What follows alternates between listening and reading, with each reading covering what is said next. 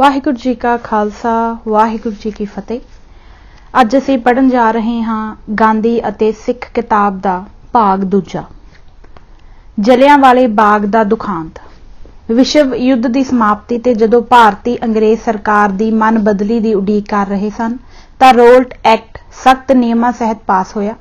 ਇਸ ਅਨੁਸਾਰ ਕਿਸੇ ਵੀ ਵਿਅਕਤੀ ਨੂੰ ਬਿਨਾਂ ਰੋਕ ਜਾਂ ਨਿਯਮ ਦੇ ਕੈਦ ਕੀਤਾ ਜਾ ਸਕਦਾ ਸੀ ਜਿਸ ਦੀ ਕਾਨੂੰਨ ਪਾਸੋਂ ਆਸ ਰੱਖੀ ਜਾਂਦੀ ਹੈ। ਭਾਰਤੀਆਂ ਵੱਲੋਂ ਭਾਵੇਂ ਉਹ ਕਿਸੇ ਵੀ ਵਿਚਾਰ ਦੇ ਧਾਰਨੀ ਸਨ, ਵਿਸ਼ਵ ਵਿਆਪੀ ਵਿਰੋਧਤਾ ਕੀਤੀ ਗਈ। ਗਾਂਧੀ ਦੀ ਸਿਵਲ ਨਾਫਰਮਾਨੀ ਲਈ ਪੁਕਾਰ ਕੀਤੀ ਅਤੇ ਗਾਂਧੀ ਦੀ ਸਵਰਾਜ ਦੀ ਸੁੰਦਰ ਮੂਰਤ ਨੇ ਸਿੱਖਾਂ ਨੂੰ ਮੋਹ ਲਿਆ ਅਤੇ ਇਹ ਬਹੁਗਿਣਤੀ ਵਿੱਚ ਇਸ ਲਹਿਰ ਵਿੱਚ ਸ਼ਾਮਲ ਹੋ ਗਏ। ਗਾਂਧੀ ਦੀ ਪੁਕਾਰ ਦੇ ਜਵਾਬ ਵਿੱਚ 4 ਅਪ੍ਰੈਲ 1919 ਨੂੰ ਸਿੱਖਾਂ ਦੇ ਪਵਿੱਤਰ ਸ਼ਹਿਰ ਅੰਮ੍ਰਿਤਸਰ ਵਿਖੇ ਪੂਰਨ ਹੜਤਾਲ ਹੋਈ। ਸਰਕਾਰ ਨੇ ਸ਼ਹਿਰ ਦੇ ਕਾਂਗਰਸੀ ਆਗੂ ਕੈਦ ਕਰ ਲਏ। ਲੋਕਾਂ ਨੇ 10 ਅਪ੍ਰੈਲ ਨੂੰ ਕਾਂਗਰਸੀ ਆਗੂ ਸਤਪਾਲ ਅਤੇ ਡਾਕਟਰ ਕਿਚਲੂ ਨੂੰ ਕੈਦ ਕੀਤੇ ਜਾਣ ਵਿਰੁੱਧ ਵੱਡਾ ਜਲੂਸ ਕੱਢ ਕੇ ਰੋਸ ਪ੍ਰਗਟ ਕੀਤਾ ਅਤੇ ਪੁਲਿਸ ਨੇ ਉਨ੍ਹਾਂ ਉੱਪਰ ਗੋਲੀ ਚਲਾਈ। ਭੱਜਦੇ ਲੋਕਾਂ ਨੇ ਹਿੰਸਕ ਕਾਰਵਾਈਆਂ ਕੀਤੀਆਂ। ਜਦੋਂ ਪੰਜਾਬ ਦੇ ਬਹਾਦਰ ਲੋਕਾਂ ਨੇ ਰਾਜਨੀਤਿਕ ਆਸ਼ਿਆਂ ਨੂੰ ਮਨ ਵਿੱਚ ਥਾਂ ਦੇਣੀ ਸ਼ੁਰੂ ਕਰ ਦਿੱਤੀ ਤਾਂ ਅਧਿਕਾਰੀ ਆਪਣੇ ਮਨ ਦੀ ਸ਼ਾਂਤੀ ਕਾਇਮ ਨਾ ਰੱਖ ਸਕੇ ਤਾਂ ਇਸ ਖਬਰ ਨੇ ਕਿ ਲਾਗਲੇ ਪਿੰਡਾਂ ਨੇ ਡੰਡਾ ਫੌਜ ਇਸ ਆਸ਼ੇ ਨੂੰ ਮੁੱਖ ਰੱਖ ਕੇ ਬਣਾਈ ਹੈ ਕਿ ਭਾਰਤ ਵਿੱਚੋਂ ਅੰਗਰੇਜ਼ਾਂ ਦਾ ਰਾਜ ਸਮਾਪਤ ਕਰਨਾ ਹੈ, ਉਹਨਾਂ ਨੂੰ ਬਹੁਤ ਭੈ-ਭੀਤ ਕਰ ਦਿੱਤਾ। ਪੰਜਾਬ ਦਾ governor brigadier general sir Michael O'Dwyer ਬਰਤਾਨੀਆ ਰਾਜ ਦਾ ਬੜਾ ਭਾਵਨਾਸ਼ੀਲ ਅਤੇ ਸਮੁੱਚੇ ਤੌਰ ਤੇ ਘੱਟ ਕਿਰਪਾਲੂ ਵਿਅਕਤੀ ਸੀ। ਉਸ ਦਾ ਸਹਾਇਕ ਬ੍ਰਿਗੇਡੀਅਰ R.E.H. ਡਾਇਰ ਉਸ ਨਾਲੋਂ ਵੀ ਭੈੜਾ ਸੀ।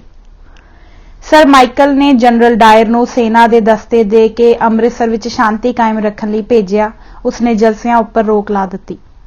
ਵਿਸਾਖੀ ਵਾਲੇ ਦਿਨ ਗੁਰੂ ਗੋਬਿੰਦ ਸਿੰਘ ਜੀ ਨੇ ਸਿੱਖਾਂ ਨੂੰ ਅੰਮ੍ਰਿਤ ਛਕਾਇਆ ਤੇ ਖਾਲਸਾ ਪੰਥ ਦੀ ਸਥਾਪਨਾ ਕੀਤੀ ਸੀ।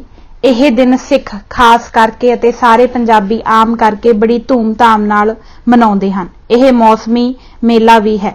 ਸੋ ਅਪ੍ਰੈਲ 1919 ਨੂੰ ਵਿਸਾਖੀ ਦੇ ਮੇਲੇ ਤੇ ਸੈਂਕੜੇ ਲੋਕ ਇੱਕ ਵਲੀ ਹੋਈ ਥਾਂ ਜਿਸ ਨੂੰ ਜਲਿਆਂਵਾਲਾ ਬਾਗ ਆਖਦੇ ਹਨ, ਪੁਲਿਸ ਦੇ ਜ਼ੁਲਮ ਵਿਰੁੱਧ ਰੋਸ ਪ੍ਰਗਟ ਕਰਨ ਲਈ ਇਕੱਠੇ ਹੋਏ।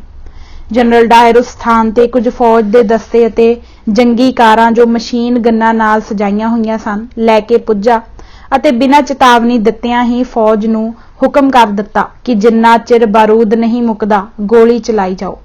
ਸਰ ਵੈਲੇਂਟਾਈਨ ਕਰੋਲ ਨੇ ਇਸ ਦ੍ਰਿਸ਼ ਦਾ ਵਰਣਨ ਇਉਂ ਕੀਤਾ ਹੈ, ਇਹ ਸੰਭਵ ਨਹੀਂ ਕਿ ਕੋਈ ਇਸ ਭਿਆਨਕਤਾ ਨੂੰ ਅਨੁਭਵ ਕਰ ਸਕੇ ਜਿੰਨਾ ਚਿਰ ਸੱਚਮੁੱਚ ਜਲਿਆਂਵਾਲੇ ਬਾਗ ਨੂੰ ਦੇਖ ਨਹੀਂ ਲੈਂਦਾ, ਜੋ ਕਦੇ ਬਾਗ ਸੀ ਪਰ ਹੁਣ ਉਜੜੀ ਜਿਹੀ ਜਗ੍ਹਾ ਹੈ, ਜੋ ਅੱਜ ਕੱਲ੍ਹ ਮੇਲਿਆਂ ਅਤੇ ਜਲਸਿਆਂ ਲਈ ਆਮ ਕਰਕੇ ਵਰਤੀ ਜਾਂਦੀ ਹੈ। ਇਸ ਦਾ ਆਕਾਰ ਸ਼ਾਇਦ ਤਰਫਾਲਗਰ ਸਕੁਆਇਰ ਜਿੰਨਾ ਹੋਵੇ ਅਤੇ ਇਹ ਸਾਰਾ ਹੀ ਮਕਾਨਾਂ ਦੀਆਂ ਕੰਧਾਂ ਨਾਲ ਘੇਰਿਆ ਹੋਇਆ ਹੈ, ਜਿਨ੍ਹਾਂ ਦਾ ਅਗਲਾ ਹਿੱਸਾ ਬੜੀ ਘਣੀ ਆਬਾਦੀ ਵਾਲੀ ਗਲੀਆਂ ਵੱਲ ਹੈ। ਮੈਂ ਵੀ ਉਸ ਭੀੜੀ ਜਿਹੀ ਗਲੀ ਵਿੱਚੋਂ ਲੰਘਿਆ ਜਿੱਥੋਂ ਦੀ ਜਨਰਲ ਡਾਇਰ ਤਕਰੀਬਨ 50 ਬੰਦੂਕਾਂ ਲੈ ਕੇ ਲੰਘਿਆ ਸੀ। ਮੈਂ ਵੀ ਉਸੇ ਉੱਚੀ ਜਿਹੀ ਥਾਂ ਤੇ ਖੜੋ ਗਿਆ ਜਿੱਥੇ ਉਹ ਖੜਾ ਹੋਇਆ ਸੀ ਅਤੇ ਜਿੱਥੋਂ ਉਸਨੇ ਬਿਨਾਂ ਚੇਤਾਵਨੀ ਦਿੱਤਿਆਂ ਵਲਗਣ ਵਿੱਚ 100 ਗਜ ਦੇ ਘੇਰੇ ਵਿੱਚ ਨੀਵੀਂ ਅਤੇ ਚੁਰੇੜੀ ਥਾਂ ਤੇ ਜਿੱਥੇ ਸਟੇਜ ਦੁਆਲੇ ਬੜਾ ਘਣਾ ਇਕੱਠ ਸੀ ਅਤੇ ਭਾਸ਼ਣ ਹੋ ਰਹੇ ਸਨ, ਗੋਲੀ ਚਲਾ ਦਿੱਤੀ, ਜਿਸ ਦਾ ਅਨੁਮਾਨ ਸੀ ਕਿ 6000 ਲੋਕ ਸਨ ਅਤੇ ਹੋਰ ਲੋਕਾਂ ਦੇ ਅਨੁਮਾਨ ਅਨੁਸਾਰ 10,000 ਤਾਂ ਇਸ ਤੋਂ ਵੀ ਵੱਧ ਸਨ, ਜੋ ਬਿਲਕੁਲ ਹੀ ਹਥਿਆਰ ਰਹਿਤ ਸਨ ਅਤੇ ਬਚਾਓ ਰਹਿਤ ਸਨ। ਘਬਰਾਏ ਲੋਕਾਂ ਵਿੱਚ ਇੱਕਦਮ ਭਾਜੜ ਮਚ ਗਈ, ਪਰ ਉਸਨੇ ਲਗਾਤਾਰ 10 ਮਿੰਟ ਉਹਨਾਂ ਉੱਪਰ ਅੱਗ ਦੀ ਵਰਖਾ ਕੀਤੀ। ਜੋਸ਼ ਵਿੱਚ ਆਏ ਲੋਕਾਂ ਉੱਪਰ ਜੋ ਪਿੰਜਰੇ ਵਿੱਚ ਫਸੇ ਹੋਏ ਚੂਹੇ ਵਾਂਗ ਸਨ, ਜੋ ਬਾਹਰ ਜਾਣ ਵਾਲੇ ਛੋਟੇ-ਛੋਟੇ ਰਸਤਿਆਂ ਵੱਲ ਬੇਅਰਥ ਭੱਜ ਰਹੇ ਸਨ ਜਾਂ ਗੋਲੀਆਂ ਦੀ ਬੁਛਾੜ ਤੋਂ ਬਚਣ ਲਈ ਧਰਤੀ ਤੇ ਲੇਟੇ ਪਏ ਸਨ, ਜਿਨ੍ਹਾਂ ਬਾਰੇ ਉਸਨੇ ਆਪ ਇਸ਼ਾਰਾ ਕੀਤਾ ਸੀ ਕਿ ਜਿੱਥੇ ਬੜਾ ਘਣਾ ਇਕੱਠ ਸੀ ਉਹਨਾਂ ਉੱਪਰ 1650 ਗੋਲੀਆਂ ਚਲਾਈਆਂ। ਉਸਦੇ ਆਪਣੇ ਸ਼ਬਦਾਂ ਵਿੱਚ ਇਹ ਨਿਸ਼ਾਨੇ ਕਾਫੀ ਚੰਗੇ ਸਨ ਅਤੇ ਉਹਨਾਂ 10 ਮਿੰਟਾਂ ਦੀ ਸਮਾਪਤੀ ਤੇ ਜਦੋਂ ਤਕਰੀਬਨ ਸਾਰਾ ਅਸਲਾ ਮੁੱਕ ਚੁੱਕਾ ਸੀ, ਉਹ ਆਪਣੇ ਸਿਪਾਹੀਆਂ ਸਮੇਤ ਉਸੇ ਰਸਤੇ ਵਾਪਸ ਮੁੜ ਗਿਆ ਜਿੱਥੋਂ ਦੀ ਉਹ ਆਇਆ ਸੀ। ਸਰਕਾਰ ਦੀ ਦਿੱਤੀ ਗਿਣਤੀ ਅਨੁਸਾਰ 379 ਆਦਮੀ ਮਰੇ ਅਤੇ 200 ਜ਼ਖਮੀ ਹੋਏ ਜੋ ਧਰਤੀ ਤੇ ਲੇਟੇ ਛੱਡੇ ਸਨ, ਜਿਨ੍ਹਾਂ ਲਈ ਉਸਨੇ ਆਪਣੇ ਸ਼ਬਦਾਂ ਵਿੱਚ ਕਿਹਾ ਕਿ ਇਹਨਾਂ ਬਾਰੇ ਮਾੜਾ ਮੋਟਾ ਸੋਚਣਾ ਵੀ ਮੇਰਾ ਕੰਮ ਨਹੀਂ। ਇੱਥੇ ਹੀ ਬਸ ਨਹੀਂ, ਪੰਜਾਬ ਵਿੱਚ ਹੋਰ ਵੀ ਸ਼ਰਮਨਾਕ ਕੰਮ ਹੋਏ। ਮਾਰਸ਼ਲ ਲਾ ਲਾਗੂ ਕੀਤਾ ਗਿਆ, ਸਧਾਰਨ ਕਚਹਿਰੀਆਂ ਦੇ ਕੰਮ ਨੂੰ ਮੁਅੱਤਲ ਕਰ ਦਿੱਤਾ ਗਿਆ, ਸਖਤ ਸੈਂਸਰ ਨਾਲ ਪੰਜਾਬ ਨੂੰ ਭਾਰਤ ਨਾਲੋਂ ਕੱਟ ਦਿੱਤਾ ਗਿਆ। ਕੋਈ ਖਬਰ ਬਾਹਰ ਨਹੀਂ ਸੀ ਜਾਣ ਦਿੱਤੀ ਗਈ। ਲੋਕਾਂ ਲਈ ਪ੍ਰਾਂਤ ਵਿੱਚ ਆਉਣਾ ਜਾਂ ਪ੍ਰਾਂਤ ਤੋਂ ਬਾਹਰ ਜਾਣਾ ਬੜਾ ਕਠਿਨ ਸੀ। ਅੰਮ੍ਰਿਤਸਰ ਵਿੱਚ ਇੱਕ ਗਲੀ ਸੀ ਜਿੱਥੇ ਫਸਾਦ ਦੌਰਾਨ ਇੱਕ ਜਵਾਨ ਅੰਗਰੇਜ਼ ਇਸਤਰੀ ਉੱਪਰ ਹਮਲਾ ਕੀਤਾ ਗਿਆ ਸੀ। ਅੰਗਰੇਜ਼ ਸਿਪਾਹੀਆਂ ਨੇ ਇਸ ਗਲੀ ਨੂੰ ਘੇਰ ਲਿਆ ਤੇ ਜਿਹੜਾ ਵੀ ਭਾਰਤੀ ਉਸ ਰਾਹ ਤੋਂ ਗੁਜ਼ਰਨਾ ਚਾਹੁੰਦਾ ਸੀ ਉਸ ਨੂੰ ਢਿੱਡ ਭਾਰ ਰੀਂਗ ਕੇ ਉਸ ਰਾਹ ਦੀ ਲੰਬਾਈ ਤੈਅ ਕਰਨੀ ਪੈਂਦੀ ਸੀ। ਹਜ਼ਾਰਾਂ ਵਿਦਿਆਰਥੀਆਂ ਨੂੰ ਮਜਬੂਰ ਕੀਤਾ ਗਿਆ ਕਿ ਹਾਜ਼ਰੀ ਲਵਾਉਣ ਲਈ 16 ਮੀਲ ਰੋਜ਼ ਤੁਰਨ। ਸਕੂਲ ਦੇ ਵਿਦਿਆਰਥੀਆਂ ਨੂੰ ਵੀ ਮਜਬੂਰ ਕੀਤਾ ਗਿਆ ਕਿ ਉਹ ਪਰੇਡ ਵਿੱਚ ਸ਼ਾਮਲ ਹੋਣ ਅਤੇ ਝੰਡੇ ਨੂੰ ਸਲਾਮ ਕਰਨ। ਬਜਾਏ ਇਸ ਦੇ ਕਿ ਗਾਂਧੀ ਸੈਂਕੜੇ ਨਿਹੱਥੇ ਆਦਮੀਆਂ ਦੇ ਥੋਕ ਕਤਲ ਦੀ ਨਿਖੇਧੀ ਕਰਦੇ ਜਿਨ੍ਹਾਂ ਵਿੱਚ ਅੱਧੇ ਤੋਂ ਵੱਧ ਸਿੱਖ ਸਨ, ਉਹਨਾਂ ਨੇ ਆਪਣੇ ਲੋਕਾਂ ਦੇ ਹਿੰਸਾਤਮਕ ਜੋਸ਼ ਦੀ ਨਿਖੇਧੀ ਕੀਤੀ। ਆਪ ਪੰਜਾਬ ਆ ਕੇ ਉਹਨਾਂ ਲੋਕਾਂ ਨਾਲ ਹਮਦਰਦੀ ਪ੍ਰਗਟ ਕਰਨ ਦੇ ਇੱਛੁਕ ਵੀ ਨਹੀਂ ਸਨ ਜਿਨ੍ਹਾਂ ਨੇ ਆਪ ਦੇ ਆਖੇ ਇਹ ਕੁਰਬਾਨੀਆਂ ਕੀਤੀਆਂ ਸਨ। ਸਰਬ ਭਾਰਤੀ ਕਾਂਗਰਸ ਕਮੇਟੀ, ਜਿਸ ਦੀ ਮੀਟਿੰਗ 20 ਅਪ੍ਰੈਲ ਨੂੰ ਹੋਈ, ਨੇ ਪੰਜਾਬ ਵਿੱਚ ਹੋਏ ਤਸ਼ੱਦਦ ਦੀ ਤਫਤੀਸ਼ ਦੀ ਮੰਗ ਕੀਤੀ ਅਤੇ ਗਾਂਧੀ ਨੂੰ ਨਤੀਜੇ ਵੱਲੋਂ ਬੇਪਰਵਾਹ ਹੋ ਕੇ ਪੰਜਾਬ ਜਾਣ ਲਈ ਮਜਬੂਰ ਕੀਤਾ।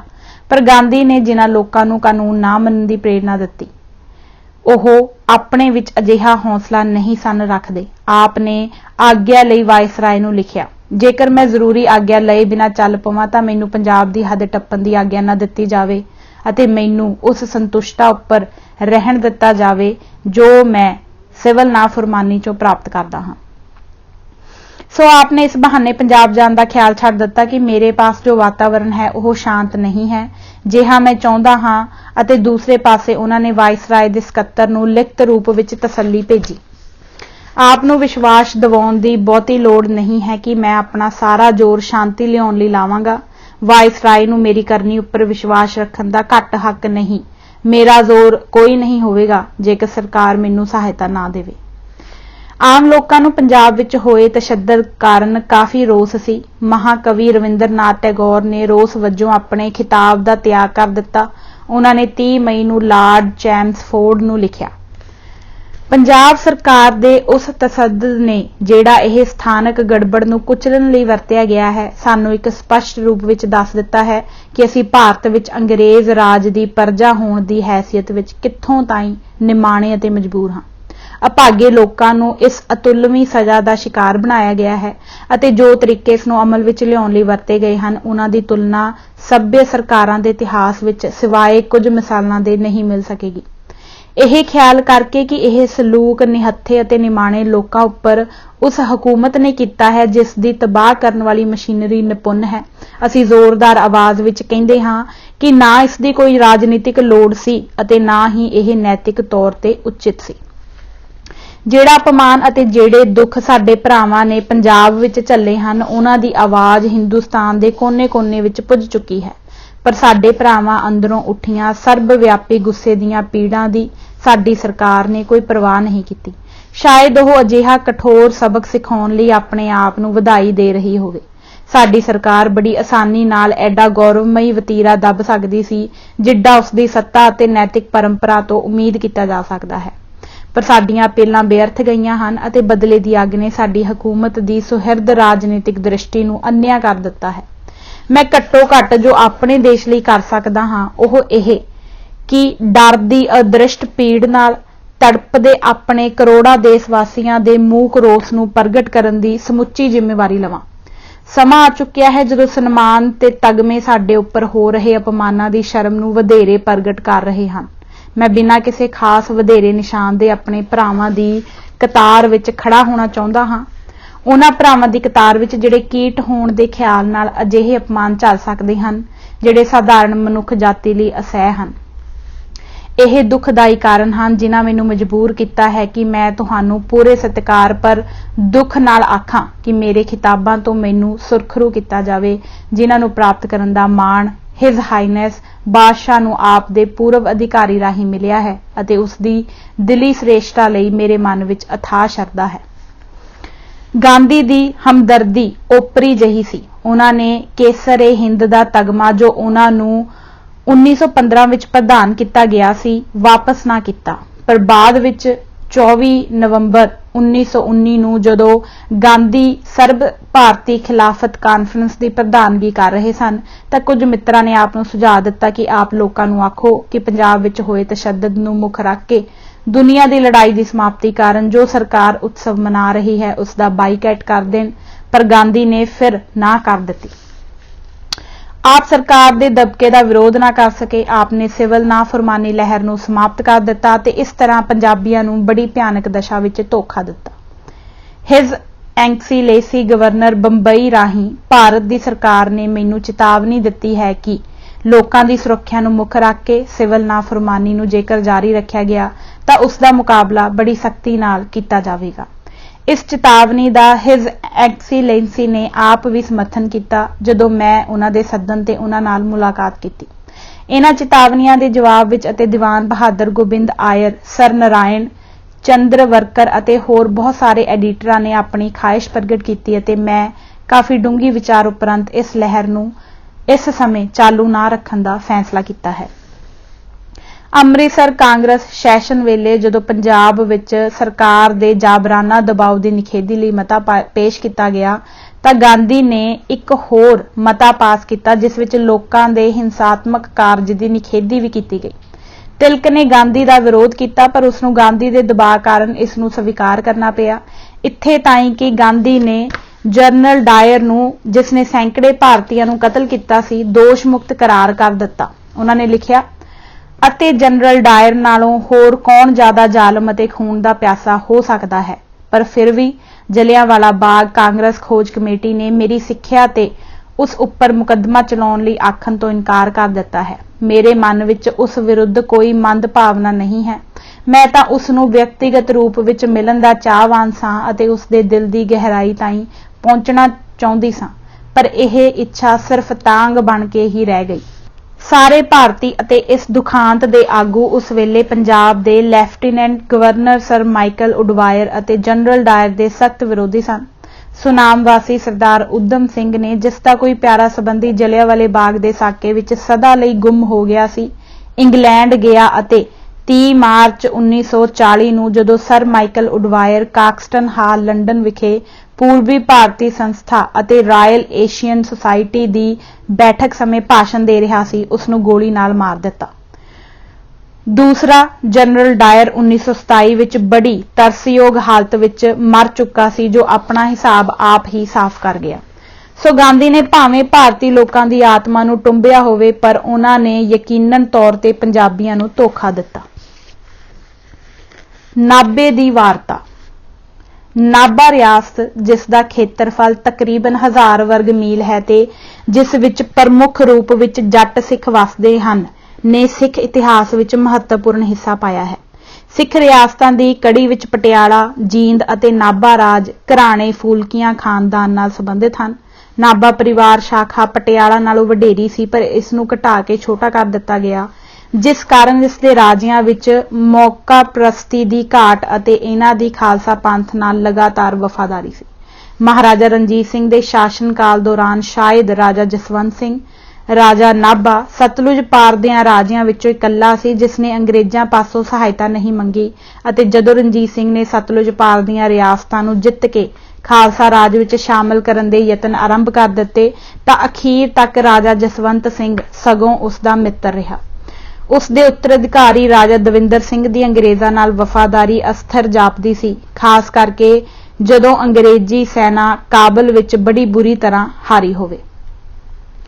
1845 तो 1846 दे अंग्रेजां ਅਤੇ ਸਿੱਖਾਂ ਦੇ युद्ध ਸਮੇਂ ਸਾਰੇ ਸਤਲੁਜ ਪਾਰਲੇ ਰਾਜਿਆਂ ਵਿੱਚੋਂ ਰਾਜਾ ਨਾਭਾ ਹੀ ਇਕੱਲਾ ਵਿਅਕਤੀ ਸੀ ਜਿਸਨੇ ਅੰਗਰੇਜ਼ਾਂ ਨੂੰ ਕਿਸੇ ਕਿਸਮ ਦੀ ਸਹਾਇਤਾ ਦੇਣੋਂ ਇਨਕਾਰ ਕਰ ਦਿੱਤਾ ਸੀ।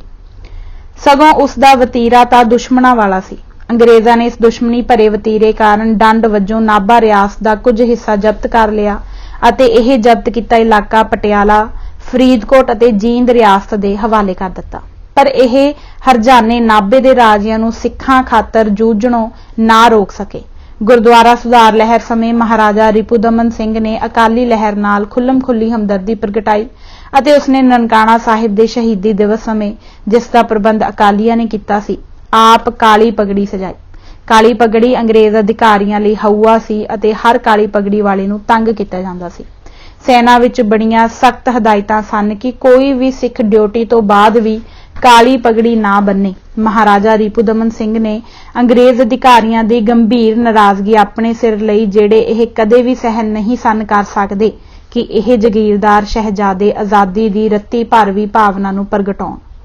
पटियाले ते नाभा दे साहिबजादियां दे व्यक्तिगत झगड़े तो लाभ उठाउंदियां अंग्रेजां ने महाराजा नाभा नूं अपनी रियासत विचों देश निकाला लैण लई मजबूर कर दिता। एक पत्र विच भारत दे वायसराय अते गवर्नर जनरल लॉर्ड रीडिंग नूं अपनी गद्दी छड्डण दे संबंध विच अते पोलीटिकल एजेंट दे वर्ताओ बारे महाराजा रिपुदमन सिंह ने लिखिया, मैं निडरता अते दृढ़ता नाल इसे गल ते जोर दिंदा हां कि मैं कर्नल मिंचम नाल कोई मुलाकात नहीं की अते ना ही मुलाकात समय अपनी गद्दी छड्डण दी पेशकश की, सगों बड़े चलाक अते चालबाज लोकां ने मैनू एजेंट दी हाजरी विच धकेल दिता अते उसने मेरे पासों राज त्याग दी मंग की, जिसनू ना मन्नण ते उसने मैनू अत्यंत भैड़े अते खतरनाक सिट्टियां बारे डर दिता। महाराजा नाभा नूं राज अधिकार तो वंचित करन अते उन्हां दी थां अंग्रेज प्रबंधक थापण नूं सिखां ने बड़ी बुरी तरह महसूस कीता अते इस नूं समुची कौम दा निरादर मन्निया। सिट्टे वजों महाराजा नूं मुड़ गद्दी दिवाउण लई अंदोलन चल पिया। महाराजा नूं अधिकार तो वंचित करन उपर श्रोमणी गुरुद्वारा प्रबंधक कमेटी ने रोस प्रगट कीता ते उस नूं गैर कानूनी संस्था घोषित कर दिता गया। इस दे चारे आगू अते सरगर्म मैंबरां नूं कैद कर लिया गया ते उन्हां उपर राज विरुद्ध बगावत करन दा मुकदमा चलाया गया, पर यह अंदोलन नाभा दे राजे नूं वापस बुलाउण लई बड़े जोश नाल चलदा ही रहा। सरकार ने भाई जोत सिंह राही यह सुझाव पेश किया कि उन्ना चिर एक प्रबंधकी कौंसल थापी जावे जिन्ना चिर बेदखल राजे दा सपुत्र प्रताप सिंह बाल है, जिस दा प्रधान सिख बनाया जाएगा ते सिखां दी बहुमती होवेगी। पर सिख आगुआं ने महाराजा रिपुदमन सिंह नूं मुड़ गद्दी ते बिठाउण तो बिना होर कोई गल मन्नणों ना कर दित्ती। भावें सधारण रूप विच आम लोकां दी महाराजे नाल बड़ी थोड़ी हमदर्दी सी, पर महाराजा नाभा नूं वापस बुलाउण दा अंदोलन अंग्रेजां नाल लड़ाई दा चंगा कारण बन गया। सिखां ने गांधी नूं सहायता लई निवेदन किया, पर गांधी ने सिखां विच उभर रही राष्ट्री अते राजसी चेतनता दा डर अनुभव किया, सो उन्हां ने सिखां पासों नेतृत्व विखाउण दा यतन किया। उन्हां ने सिख नेतावां नूं लिखिया, जेकर महाराजा आम लोकां विच बयान देवे कि सारियां लिखतां उस पासों जोर नाल लईआं गईआं हन अते ओह दिलों सहमत अते उत्सुक है कि सारे तत्थ जेड़े कि उस दे खिलाफ ਹਨ ਨੂੰ ਪ੍ਰਕਾਸ਼ਿਤ ਕੀਤਾ ਜਾਵੇ ਅਤੇ ਜੇਕਰ ਉਹ ਇਸ ਅੰਦੋਲਨ ਦੇ ਸਿੱਟਿਆਂ ਦਾ ਮੁਕਾਬਲਾ ਕਰਨ ਲਈ ਤਿਆਰ ਹੈ, ਜਿਵੇਂ ਖਿਤਾਬਾਂ ਤੋਂ ਵੰਚਿਤ ਹੋਣਾ ਅਤੇ ਵਾਰਸ਼ਿਕ ਤਨਖਾਹ ਆਦਿ ਬਾਰੇ, ਅਤੇ ਜੇਕਰ ਉਸ ਦੇ ਨਜਾਇਜ਼ ਦਬਾਅ ਦੇ ਦੋਸ਼ ਸਿੱਧ ਕੀਤੇ ਜਾ ਸਕਣ ਤਾਂ ਸੰਭਵ ਹੈ ਕਿ ਇਸ ਤੋਂ ਜ਼ਿਆਦਾ ਪ੍ਰਭਾਵਸ਼ਾਲੀ ਤੇ ਕਾਮਯਾਬ ਅੰਦੋਲਨ ਚਲਾਇਆ ਜਾ ਸਕਦਾ ਹੈ। ਗਾਂਧੀ ਨੇ ਅੱਗੇ ਲਿਖਿਆ, ਜਦੋਂ ਅਜਿਹੀ ਘੋਸ਼ਣਾ ਜਿਸ ਬਾਰੇ ਮੈਂ ਪਹਿਲਾਂ ਕਿਹਾ ਹੈ ਮਹਾਰਾਜਾ ਕਰੇ ਤਾਂ ਫਿਰ ਅੰਦੋਲਨ ਸਰਬ ਭਾਰਤੀ ਹੋਵੇਗਾ। ਅਕਾਲੀ ਸਿਰਫ ਇਹਨਾਂ ਤੱਥਾਂ ਦੀ ਵਿਆਖਿਆ ਕਰਨ ਵਿੱਚ ਸਹਾਇਕ ਹੋਣਗੇ। ਗਾਂਧੀ ਮਹਾਰਾਜਾ ਨਾਭਾ ਨੂੰ ਵਾਪਸ ਬੁਲਾਉਣ ਲਈ ਚੱਲ ਰਹੀ ਅਕਾਲੀ ਲਹਿਰ ਦੀ ਹਮਾਇਤ ਕਰਨ ਦੀ ਥਾਂ ਉਸ ਨੂੰ ਫੇਲ ਕਰਨ ਦਾ ਕਾਰਨ ਬਣੇ। ਉਹਨਾਂ ਦੀ ਇਸ ਇੱਛਾ ਨੇ ਕਿ ਉਹ ਅੰਦੋਲਨ ਦੇ ਆਗੂ ਮੰਨ ਲਏ ਜਾਣ। ਪ੍ਰਬੰਧਕਾਂ ਵਿੱਚ ਵਿਤਕਰੇ ਪਾ ਦਿੱਤੇ। ਮਾਸਟਰ ਸੁੰਦਰ ਸਿੰਘ ਲਾਇਲਪੁਰੀ ਜੋ ਅਕਾਲੀ ਲਹਿਰ ਦਾ ਮੋਢੀ ਪ੍ਰੇਰਕ ਸੀ, ਸਰਦਾਰ ਅਮਰ ਸਿੰਘ ਝਬਾਲ ਅਤੇ 2 ਦਰਜਨ ਹੋਰ ਸ਼੍ਰੋਮਣੀ ਗੁਰਦੁਆਰਾ ਪ੍ਰਬੰਧਕ ਕਮੇਟੀ ਦੇ ਮੈਂਬਰ ਗਾਂਧੀ ਦੇ ਵਿਛਾਏ ਜਾਲ ਵਿੱਚ ਫਸ ਗਏ ਅਤੇ ਉਹਨਾਂ ਨੇ ਕਮੇਟੀ ਰਾਹੀਂ ਚਲਾਏ ਜਾ ਰਹੇ ਇਸ ਅੰਦੋਲਨ ਨੂੰ ਬੰਦ ਕਰਨ ਲਈ ਜ਼ੋਰ ਲਾਇਆ। ਉਹਨਾਂ ਨੇ ਦਲੀਲ ਦਿੱਤੀ ਕਿ ਮਹਾਰਾਜਾ ਰਿਪੁਦਮਨ ਸਿੰਘ ਨੂੰ ਵਾਪਸ ਗੱਦੀ ਤੇ ਬਿਠਾਉਣ ਦਾ ਸਵਾਲ ਬਿਲਕੁਲ ਹੀ ਰਾਜਨੀਤਿਕ ਹੈ ਅਤੇ ਸ਼੍ਰੋਮਣੀ ਗੁਰਦੁਆਰਾ ਪ੍ਰਬੰਧਕ ਕਮੇਟੀ ਨੂੰ ਜੋ ਧਾਰਮਿਕ ਸੰਸਥਾ ਹੈ ਇਸ ਦੀ ਪੈਰਵਾਈ ਨਹੀਂ ਕਰਨੀ ਚਾਹੀਦੀ। ਅਕਾਲੀਆਂ ਦੀ ਇਸ ਫੁੱਟ ਨੇ ਅੰਗਰੇਜ਼ ਸਰਕਾਰ ਦੇ ਵਤੀਰੇ ਨੂੰ ਹੋਰ ਵੀ ਸਖਤ ਅਤੇ ਜਿੱਦੀ ਬਣਾ ਦਿੱਤਾ ਅਤੇ ਵਾਇਸਰਾਏ ਅਤੇ ਭਾਰਤ ਦੇ ਗਵਰਨਰ ਜਨਰਲ ਨੇ ਖੁੱਲ੍ਹਮ ਖੁੱਲ੍ਹਾ ਐਲਾਨ ਕੀਤਾ। ਇਸ ਸਬੰਧ ਵਿੱਚ ਕੋਈ ਭੁਲੇਖਾ ਨਹੀਂ ਹੋਣਾ ਚਾਹੀਦਾ ਕਿ ਹਿਜ਼ ਹਾਈਨੈਸ ਨੂੰ ਹਮੇਸ਼ਾ ਲਈ ਨਾਭੇ ਦੇ ਰਾਜ ਤੋਂ ਵੰਚਿਤ ਕੀਤਾ ਜਾਂਦਾ ਹੈ ਅਤੇ ਇਹ ਫੈਸਲਾ ਅਟੱਲ ਹੈ। ਇਸ ਦਾ ਸਿੱਟਾ ਇਹ ਹੋਇਆ ਕਿ ਸਿੱਖ ਨੇਤਾ ਜਿਹੜੇ ਇਸ ਅੰਦੋਲਨ ਨੂੰ ਬੜੀ ਸਰਗਰਮੀ ਨਾਲ ਚਲਾ ਰਹੇ ਸਨ ਉਤਸ਼ਾਹਹੀਣ ਹੋ ਗਏ। ਕਾਂਗਰਸ ਨੇ ਤਾਵਾਂ ਦੇ ਸੁਝਾਅ ਤੇ ਨਾ ਉਹ ਇਸ ਸਵਾਲ ਨੂੰ ਛੱਡ ਹੀ ਰਹੇ ਸਨ ਅਤੇ ਨਾ ਹੀ ਇਸ ਨੂੰ ਉਹ ਜੀਵਨ ਮਰਨ ਦਾ ਸਵਾਲ ਬਣਾ ਰਹੇ ਸਨ। ਉਹਨਾਂ ਨੇ ਇਸ ਅੰਦੋਲਨ ਨੂੰ ਹੋਰ ਰੰਗ ਦੇਣਾ ਸ਼ੁਰੂ ਕਰ ਦਿੱਤਾ ਤਾਂ ਜੋ ਇਸ ਹਾਲਾਤ ਤੋਂ ਇੱਜ਼ਤ ਸਹਿਤ ਲਾਂਭੇ ਹੋ ਜਾਣ। ਸੋ ਜਲਦੀ ਹੀ ਮਹਾਰਾਜਾ ਨਾਭਾ ਨੂੰ ਉਸਦੀ ਰਿਆਸਤ ਵਾਪਸ ਕਰਾਉਣ ਲਈ ਚਲਾਇਆ ਅੰਦੋਲਨ ਸਮੇਂ ਤੋਂ ਪਹਿਲਾਂ ਸਮਾਪਤ ਹੋ ਗਿਆ ਅਤੇ ਮਹਾਰਾਜੇ ਨਾਲ ਜਿਸਨੇ ਬੜੇ ਭਿਆਨਕ ਸਮੇਂ ਅਕਾਲੀਆਂ ਦੀ ਸਹਾਇਤਾ ਕੀਤੀ ਸੀ ਧੋਖਾ ਹੋਇਆ। ਕਿਰਪਾਨ 1699 ਈਸਵੀ ਵਿੱਚ ਜਦੋਂ ਗੁਰੂ ਗੋਬਿੰਦ ਸਿੰਘ ਜੀ ਨੇ ਖਾਲਸਾ ਭਾਈਚਾਰੇ ਦੀ ਸਥਾਪਨਾ ਕੀਤੀ ਤਾਂ ਉਹਨਾਂ ਨੇ 5 ਚਿੰਨ੍ਹ ਵੀ ਸ਼ਾਮਲ ਕੀਤੇ ਜਿਹੜੇ ਖਾਲਸਾ ਭਾਈਚਾਰੇ ਦਾ ਹਰ ਵਿਅਕਤੀ ਹਮੇਸ਼ਾ ਧਾਰਨ ਕਰਦਾ ਹੈ। ਉਹ ਚਿੰਨ੍ਹ ਹਨ ਕੇਸ, ਕੰਘਾ, ਕਛਹਿਰਾ, ਕੜਾ ਅਤੇ ਕਿਰਪਾਨ। ਸਮੂਹਿਕ ਰੂਪ ਵਿੱਚ ਇਹ 5 ਕਕਾਰ ਜਾਂ ਚਿੰਨ੍ਹ ਖਾਲਸੇ ਦੀ ਵਰਦੀ ਹੈ ਜੋ ਉਸ ਨੂੰ ਭਾਈਚਾਰੇ ਵਿੱਚ ਸ਼ਾਮਲ ਕਰਦੀ ਹੈ ਅਤੇ ਜਾਤ ਪਾਤ ਜਾਂ ਨਸਲ ਦੇ ਵਿਤਕਰੇ ਨੂੰ ਮਿਟਾਉਂਦੀ ਹੈ। ਇਹਨਾਂ ਚਿੰਨ੍ਹਾਂ ਨੂੰ ਧਾਰਨ ਕਰਕੇ ਸਾਰੇ ਸਿੱਖ ਗੁਰੂ ਗੋਬਿੰਦ ਸਿੰਘ ਜੀ ਦੇ ਜੋ ਉਹਨਾਂ ਦੇ ਆਤਮਿਕ ਪਿਤਾ ਹਨ ਨਾਲ ਇੱਕ ਰੂਪ ਹੋ ਜਾਂਦੇ ਹਨ ਅਤੇ ਉਹ ਇੱਕ ਦੂਸਰੇ ਨਾਲ ਇਉਂ ਮਿਲਦੇ ਹਨ ਜਿਵੇਂ ਇੱਕ ਪਰਿਵਾਰ ਦੇ ਜੀਅ ਹੋਣ। ਪਹਿਲਾ, ਕੇਸ। ਪੁਰਾਤਨ ਭਾਰਤੀ ਸਾਧ ਸੰਤ ਅਤੇ ਯੋਗੀ ਹਮੇਸ਼ਾ ਲੰਮੇ ਕੇਸ ਰੱਖਦੇ ਸਨ। ਸੋ ਲੰਮੇ ਕੇਸ ਸਾਧੂਤਵ ਜਾਂ ਸਾਧ ਬਿਰਤੀ ਦਾ ਮੰਨਿਆ ਪਰਮੰਨਿਆ ਚਿੰਨ੍ਹ ਸੀ। ਇਸ ਤੋਂ ਬਿਨਾਂ ਅਣਕਟੇ ਕੇਸ ਪਰਮਾਤਮਾ ਦੇ ਬਣਾਏ ਕੁਦਰਤੀ ਅਤੇ ਸੰਪੂਰਨ ਸਰੂਪ ਨੂੰ ਚਿਤਰਿਤ ਕਰਦੇ ਹਨ। ਸੰਪੂਰਨ ਅਤੇ ਅਣਵਿਗੜਿਆ ਸਰੀਰ ਸੰਪੂਰਨ ਆਤਮਾ ਦੇ ਬਾਹਰੀ ਰੂਪ ਦਾ ਝਲਕਾਰਾ ਹੈ। ਖਾਸ ਕਰਕੇ ਵਿਰੋਧੀ ਰੂੜੀਵਾਦੀ ਸਮਾਜ ਵਿੱਚ ਕੇਸ ਰੱਖਣ ਦਾ ਭਾਵ ਹੈ ਸੰਪੂਰਨ ਆਤਮਿਕ ਆਜ਼ਾਦੀ ਦਾ ਦਾਅਵਾ ਕਰਨਾ ਅਤੇ ਆਤਮਿਕ ਸਮਰੱਥਾ ਦੀ ਸੱਚਾਈ ਨੂੰ ਪ੍ਰਗਟ ਕਰਨਾ। ਦੂਜਾ, ਕੰਘਾ।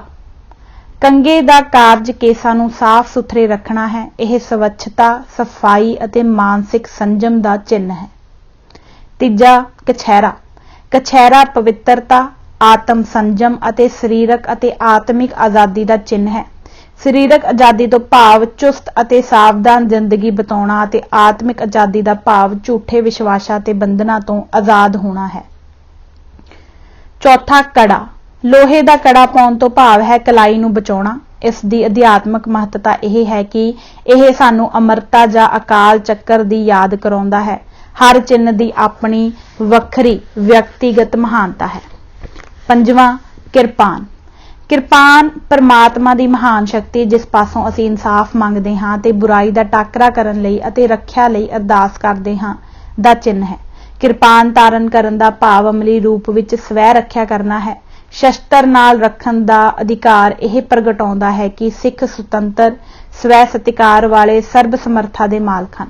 ਹੋਰ ਲੋਕਾਂ ਨੂੰ ਨਾਜਾਇਜ਼ ਦਬਾਅ ਅਤੇ ਜ਼ੁਲਮ ਤੋਂ ਬਚਾਉਣਾ ਇਹ ਆਪਣਾ ਅਧਿਕਾਰ ਅਤੇ ਫਰਜ਼ ਸਮਝਦੇ ਹਨ। ਛੇਵੇਂ ਸਤਿਗੁਰੂ ਹਰਗੋਬਿੰਦ ਜੀ ਨੇ 2 ਕਿਰਪਾਨਾਂ ਧਾਰਨ ਕੀਤੀਆਂ ਜੋ ਮੀਰੀ ਅਤੇ ਪੀਰੀ ਦੇ ਚਿੰਨ੍ਹ ਸਨ।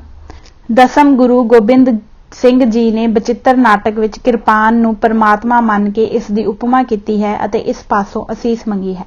ਆਪ ਦਾ ਆਪਣੇ ਸਿੱਖਾਂ ਨੂੰ ਹੁਕਮ ਹੈ ਕਿ ਉਹ ਇਸ ਨੂੰ ਸੱਤਾ ਜਾਂ ਸ਼ਕਤੀ ਅਤੇ ਸ਼ਾਨ ਦਾ ਚਿੰਨ੍ਹ ਸਮਝ ਕੇ ਪੂਜਣ। ਗੁਰੂ ਜੀ ਜੋ ਲਿਖਦੇ ਹਨ ਉਸ ਦਾ ਭਾਵ ਇਹ ਨਹੀਂ ਕਿ ਗੁਰੂ ਜੀ ਅਯੋਗ ਤਾਕਤ ਵਿੱਚ ਵਿਸ਼ਵਾਸ ਰੱਖਦੇ ਹਨ। ਉਹ ਚਾਹੁੰਦੇ ਹਨ ਕਿ ਸਿੱਖ ਸੰਤ ਸਿਪਾਹੀ ਬਣਨ। ਉਹ ਜਾਂਗਲੀਆਂ ਵਾਂਗ ਕਿਰਪਾਨ ਕਬਜ਼ੇ ਵਿੱਚ ਨਾ ਰੱਖਣਾ ਸਗੋਂ ਉਹਨਾਂ ਮਨੁੱਖਾਂ ਵਾਂਗ ਰੱਖਣ ਜੋ ਉਚੇਰੇ ਰੱਬੀ ਨਿਸ਼ਾਨੇ ਦੇ ਰੰਗ ਵਿੱਚ ਰੰਗੇ ਹੋਣ। ਗੁਰੂ ਜੀ ਆਖਦੇ ਹਨ, ਧੰਨ ਜੀਓ ਤਹਿ ਕੋ ਜਗ ਮੈਂ ਮੁਖਤੇ ਹਰ ਚਿਤ ਮੈਂ ਜੁਦ ਵਿਚਾਰੇ। ਕਿਰਪਾਨ ਜ਼ਾਲਮਾਂ ਦਾ ਮੁਕਾਬਲਾ ਕਰਨ ਲਈ ਅਤੇ ਮਜ਼ਲੂਮਾਂ ਨੂੰ ਬਚਾਉਣ ਲਈ ਹੈ। ਗੁਰੂ ਸਾਹਿਬ ਨੇ ਹੁਕਮ ਕੀਤਾ ਕਿ ਭਾਵੇਂ ਕਿੰਨੀ ਤਾਕਤ ਹੋਵੇ ਮਜ਼ਲੂਮਾਂ ਨੂੰ ਨਾ ਸਤਾਓ। ਉਹ ਅਰਦਾਸ ਕਰਦੇ ਹਨ, ਗਰੀਬ ਲਈ ਲੰਗਰ ਅਤੇ ਜ਼ਾਲਮ ਲਈ ਕਿਰਪਾਨ ਹੈ। ਹੇ ਪਰਮਾਤਮਾ, ਦੋਹਾਂ ਨੂੰ ਨਾਲ-ਨਾਲ ਚੱਲਣ ਦਿਓ। ਉਹਨਾਂ ਨੇ ਗੁਰੂ ਪਿਤਾ ਗੁਰੂ ਤੇਗ ਬਹਾਦਰ ਦੇ ਫਰਮਾਨ ਭੈ ਕਾਹੂ ਕੋ ਦੇਤ ਨਹਿ ਭੈ ਮਾਨਤ ਆਨ।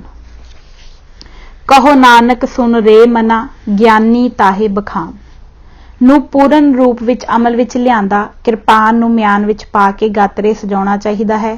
ਇਸ ਨੂੰ ਮਾੜੀਆਂ ਗੱਲਾਂ ਅਤੇ ਆਪਣੇ ਵਿਅਕਤੀਗਤ ਝਗੜਿਆਂ ਲਈ ਨਹੀਂ ਵਰਤਣਾ ਚਾਹੀਦਾ। ਜਦੋਂ ਸਾਰੇ ਚਾਰੇ ਸਮਾਪਤ ਹੋ ਜਾਣ ਤਾਂ ਕਿਰਪਾਨ ਦੀ ਵਰਤੋਂ ਜਾਇਜ਼ ਹੈ। ਗੁਰੂ ਜੀ ਆਖਦੇ ਹਨ, ਚੂ ਕਾਰ ਅਜ਼ ਹਮਤ ਹੀਲਤੇ ਦਰ ਗੁਜਸ਼ਤ ਹਲਾਲ ਅਸਤ ਬੁਰਦਨ ਬ ਸ਼ਮਸ਼ੇਰ ਦਸਤ। ਗਾਂਧੀ ਜੀ ਆਪਣੇ ਰਾਜਨੀਤਿਕ ਜੀਵਨ ਦੇ ਆਰੰਭ ਵਿੱਚ ਗੁਰੂ ਗੋਬਿੰਦ ਸਿੰਘ ਜੀ ਦੇ ਸੱਚੇ ਪੈਰੋਕਾਰਾਂ ਵਾਂਗ ਜਾਪਦੇ ਹਨ। ਇਸ ਸਬੰਧ ਵਿੱਚ ਉਹਨਾਂ ਨੇ ਕਿਹਾ, ਮੈਂ ਵਿਸ਼ਵਾਸ ਰੱਖਦਾ ਹਾਂ ਕਿ ਜਿੱਥੇ ਕਾਇਰਤਾ ਅਤੇ ਹਿੰਸਾ ਵਿੱਚੋਂ ਚੋਣ ਕਰਨੀ ਹੋਵੇ ਤਾਂ ਮੈਂ ਹਿੰਸਾ ਦੀ ਸਲਾਹ ਦਿਆਂਗਾ। ਮੇਰੇ ਵੱਡੇ ਪੁੱਤਰ ਨੇ ਮੈਥੋਂ ਪੁੱਛਿਆ ਕਿ ਜਦੋਂ ਆਪ ਤੇ 1908 ਵਿੱਚ ਮਾਰੋ ਹਮਲਾ ਹੋਇਆ, ਜੇਕਰ ਮੈਂ ਉੱਥੇ ਹੁੰਦਾ ਤਾਂ ਕੀ ਮੈਂ ਸਰੀਰਕ ਬਲ ਵਰਤਦਾ ਜੋ ਮੈਂ ਵਰਤਣਾ ਚਾਹੁੰਦਾ ਅਤੇ ਆਪ ਨੂੰ ਬਚਾਉਂਦਾ। मैं उसनूं कहा कि तेरी ड्यूटी सी कि मैनू बचाउण लई हिंसा का आसरा लैंदा, सो मैं बोर युद्ध विच हिस्सा लिया, जिसनूं झुल्लू की बगावत ते बाद विच युद्ध कहण लगे। सो मैं तां इस गल दा समर्थक हाँ कि ਜਿਹੜੇ लोग हिंसक ढंग विच विश्वास रखते हैं उन्हां नूं शस्त्र विद्या देनी चाहिदी है। मैं तां सगों चाहांगा कि भारत अपने स्वैमान नूं बचाउण लई शस्त्रां दा प्रयोग करे, बजाए कि बुज़दिला वांग मजबूर होके जां रह के अपनी बेइज्जती अपनी ही अखी देखे।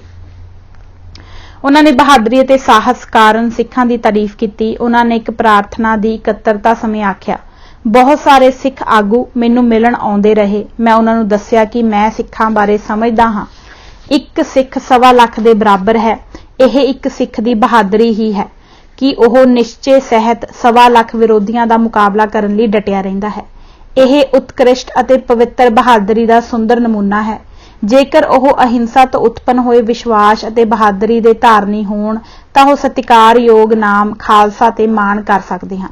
यह ओह सिक्ख्या है जो उन्होंने ग्रंथ साहिब और खालसा इतिहास तो लई है। उन्होंने किरपान जो सिख धारण करते हैं दे महत्व की उपमा की। सिख संगतां नूं संबोधन करदिआं उन्होंने कहा, किरपान पवित्रता नूं प्रगट करती है ते मजलूमां ते मासूमां की रखिया का चिन्ह है। सिखां दे 10वें अते अखीरी गुरु साहिब ने किरपान नूं बेशक हमेशा नाल रखिया, पर कदे भी जिथे ताईं मेरा ज्ञान है गरीबां उपर नहीं उठाया। उन्होंने अपने आप ते कई बंधन लाए हुए सन। उन्हां दे बहुत सारे सन्मानयोग मुसलमान शिष्य सन। इसे तरह ही गुरु नानक साहिब तो लैके आउण वाले बाकी गुरु साहिबान दे भी मुसलमान शागिर्द सन। आप दी बहादरी उदों प्रगट होवेगी जदों सारे मुसलमानां समेत होर धर्मां वाले भी आप दे मित्र बन जाणगे। उत्तों ओह भावें सिखां नूं किरपान धारण करन नूं आखदे हन, पर असल विच उन्हां दा मतलब दूर दा विखावा सी। उन्हां ने सिखां नूं प्यार नाल किरपान जो उन्हां दे धार्मिक विश्वास दा जरूरी चिन्ह है दे त्याग लई आख्या। उन्हां ने आख्या, सिखां नूं चाहिदा है कि ओह महान अते उत्कृष्ट अहिंसा अपनाउण जो किरपान दी बहादरी नालों बहुत महान ते उच्ची है। सिख बड़े मेहनती हन। ओह कनेडा विच भी वसदे हन। नरोथी नूं रेलवे लाइन बनाउण दा सेहरा उन्हां दे सिर है अते होर कई अजिहियां उदाहरणां दे सकदा हां। मैं उन्हां नूं आखदा हां कि ओह कसम खा के शराब अते ऐश प्रस्ती दा त्याग कर देण। मैं सुनिया है कि सिख इस्त्रियां भी इन्हां आदतां विच ग्रस्त हो रहीआं हन। उन्हां दा मैनूं यह याद कराउणा कि दूसरे ज्यादा अगे हन काफ़ी नहीं है। जेकर सिखां ने अपना नाम रोशन रखना है तो घट गिनती हुंदे होए भी अपने अजोड़ जां बेमेल हौसले अते ठीक विचार राही ही रख सकते हैं। किरपान एक जंगालिया होया शस्त्र है। इस दा थां लैण वाली कीमत रहत अते प्रभावशाली शक्ति आत्मक शक्ति है जो अविनाशी है। उन्होंने फिर आख्या, सिख बड़े बहादुर हैं ते उन्हां विच हर सिख अपने आप नूं 1.25 लाख के बराबर समझदा है कि इसका भाव यह है कि एक सिख 1.25 लाख व्यक्ति जिन्ना खून बहा सकता है। इसका यह भाव नहीं। इसका भाव है कि एक सिख 1.25 लाख के मुकाबले विच खड़ो सकता है। इस अर्थ नाल यह सिखां दी बहादरी नूं एक श्रद्धांजलि है। सिख अपराधी का साथ ना देवे ते ना ही अजिहे अपराध हुंदे देखे। सिख नूं चाहिदा है कि वह अजिहे कर्म नूं रोकण लई अपनी जान भी वार देवे। सो मेरी सिखां नूं सिक्ख्या है कि भावें इतिहास विच किरपान का प्रयोग जिहो जिहा मर्जी होवे, एटम बंबां दे युग विच अहिंसा वर्गा कोई हथियार नहीं। जेकर मैं अहिंसा की सिफारिश करदा हाँ तां मैं मानदा हाँ कि सच्ची बहादरी यही हथियार है। सो उन्होंने सिखां दे पवित्र चिन्ह किरपान नूं जंगालिया ते पुराना हथियार आख के अपमानित किया। जदों कुछ ਸਿੰਘਾਂ ने आप दे प्रभाव हेठ किरपान का त्याग कर दिता तां आप ने उन्हां नूं पब्लिक सामने पेश करके होरनां नूं धर्महीन बनन लई हौसला दिता।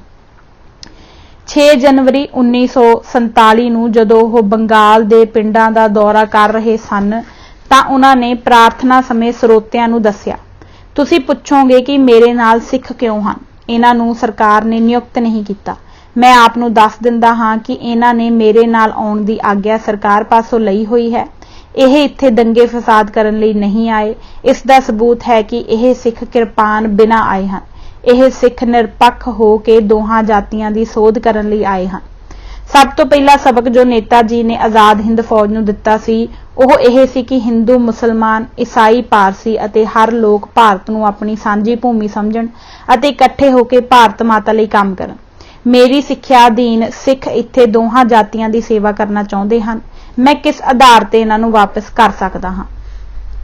लोक विखावे लई नहीं सगों सच्चे जोश नाल इह मैनूं कीमती सहयोग दे रहे हन।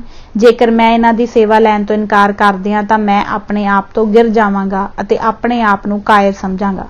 मैं आप नूं बेनती करदा हां कि इन्हां लोकां उपर विश्वास करो, इन्हां नूं अपने भरा समझो अते इन्हां दीयां सेवावां स्वीकार करो।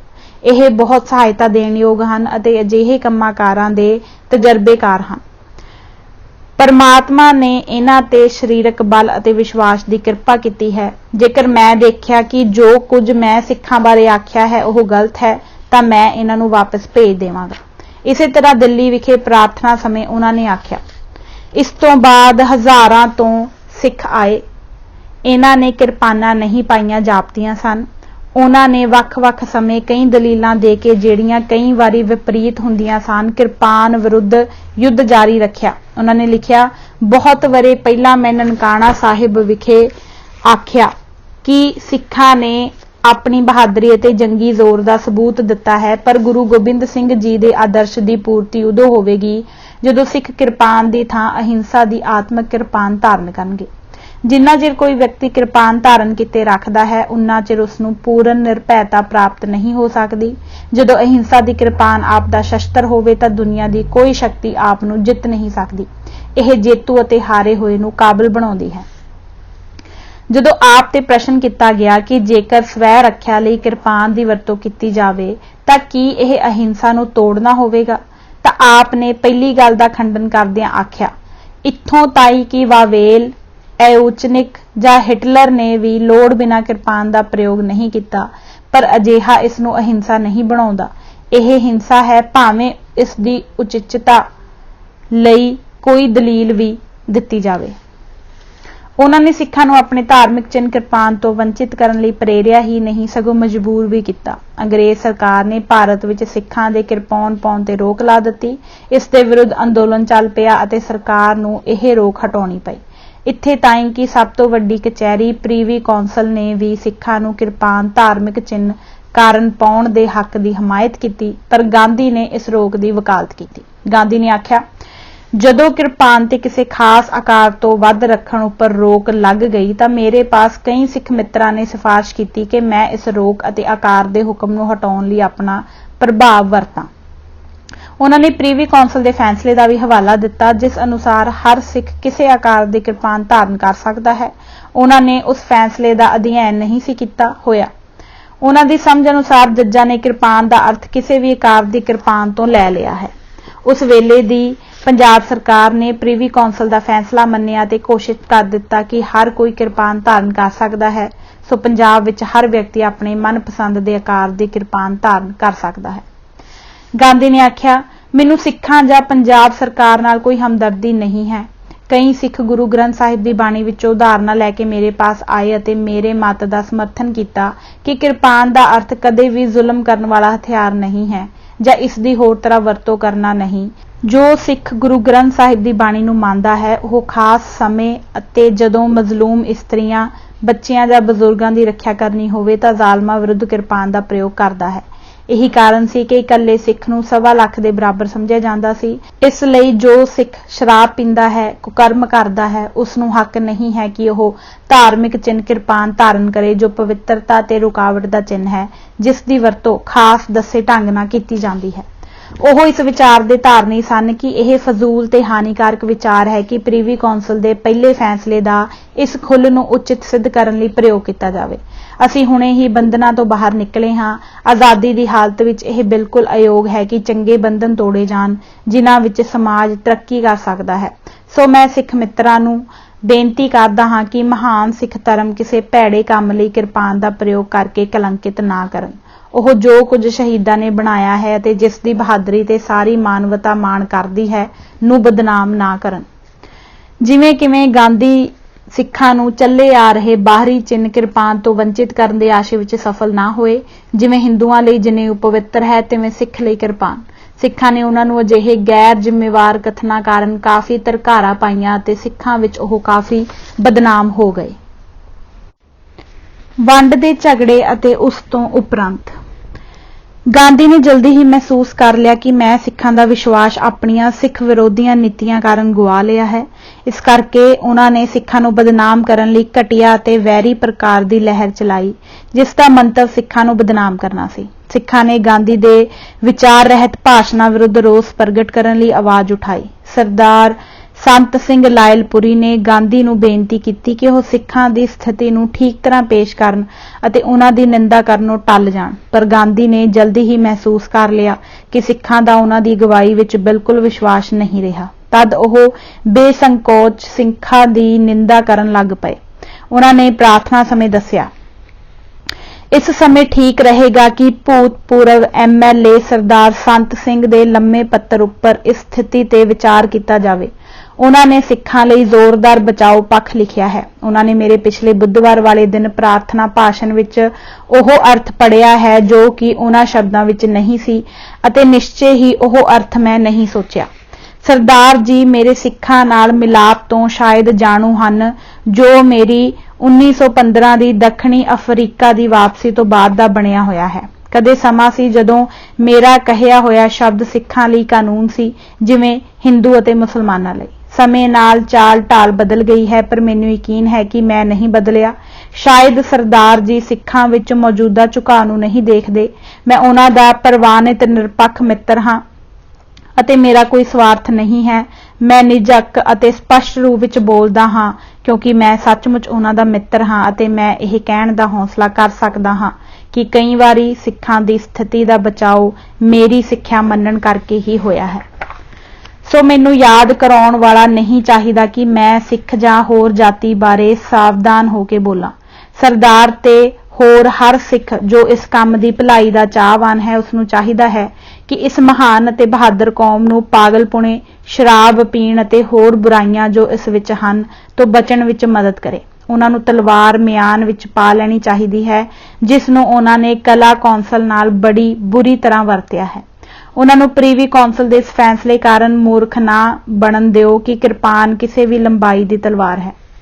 ਕਿਰਪਾਨ ਉਸ ਸਮੇਂ ਪਵਿੱਤਰ ਨਹੀਂ ਰਹਿੰਦੀ ਜਦੋਂ ਇਹ ਚਰਿੱਤਰ ਭ੍ਰਿਸ਼ਟ ਅਤੇ ਸ਼ਰਾਬੀ ਦੇ ਹੱਥ ਵਿੱਚ ਚਲੀ ਜਾਂਦੀ ਹੈ, ਅਤੇ ਜਿਵੇਂ ਕਿਵੇਂ ਵੀ ਮਰਜ਼ੀ ਨਾਲ ਵਰਤੀ ਜਾਵੇ।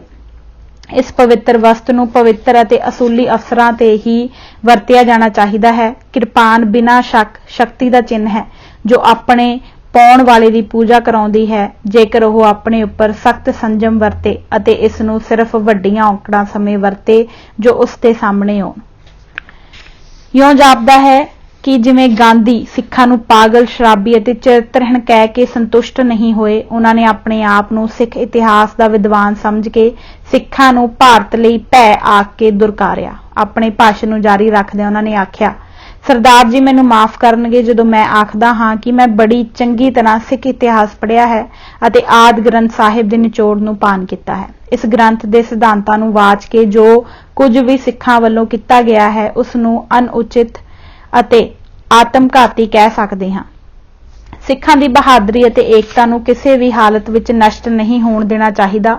ਇਹ ਸਾਰੇ ਭਾਰਤ ਲਈ ਇੱਕ ਵਰਦਾਨ ਹੋਣੀ ਚਾਹੀਦੀ ਹੈ, ਲਾਂਤ ਨਹੀਂ। ਗਾਂਧੀ ਨੇ ਸਿੱਖਾਂ ਨੂੰ ਲੋਕਾਂ ਵਿੱਚ ਬਦਨਾਮ ਕਰਨ ਦਾ ਹਰ ਮੌਕਾ ਮਾਣਿਆ। ਆਪ ਨੇ ਸਿੱਖਾਂ ਨੂੰ ਇੱਥੋਂ ਤਾਈ ਕਿ ਛੋਟੀਆਂ-ਛੋਟੀਆਂ ਗਲਤੀਆਂ ਨੂੰ ਵੀ ਸੱਭਿਆਚਾਰ ਦੇ ਆਧਾਰ ਤੇ ਨਿੰਦਿਆ। ਉਹਨਾਂ ਨੇ ਇਸਤਰੀਆਂ ਦੇ ਸਲੀਕੇ ਨੂੰ ਵੀ ਨਾ ਛੱਡਿਆ। ਆਪ ਦੀ ਸਫਾਈ ਲਈ ਥੋਥੀ ਪੂਜਾ ਇਹ ਸਿੱਧ ਕਰਨ ਦਾ ਬਹਾਨਾ ਸੀ ਕਿ ਸਿੱਖ ਨਾਲ ਰਹਿਣਾ ਕਠਿਨ ਹੈ।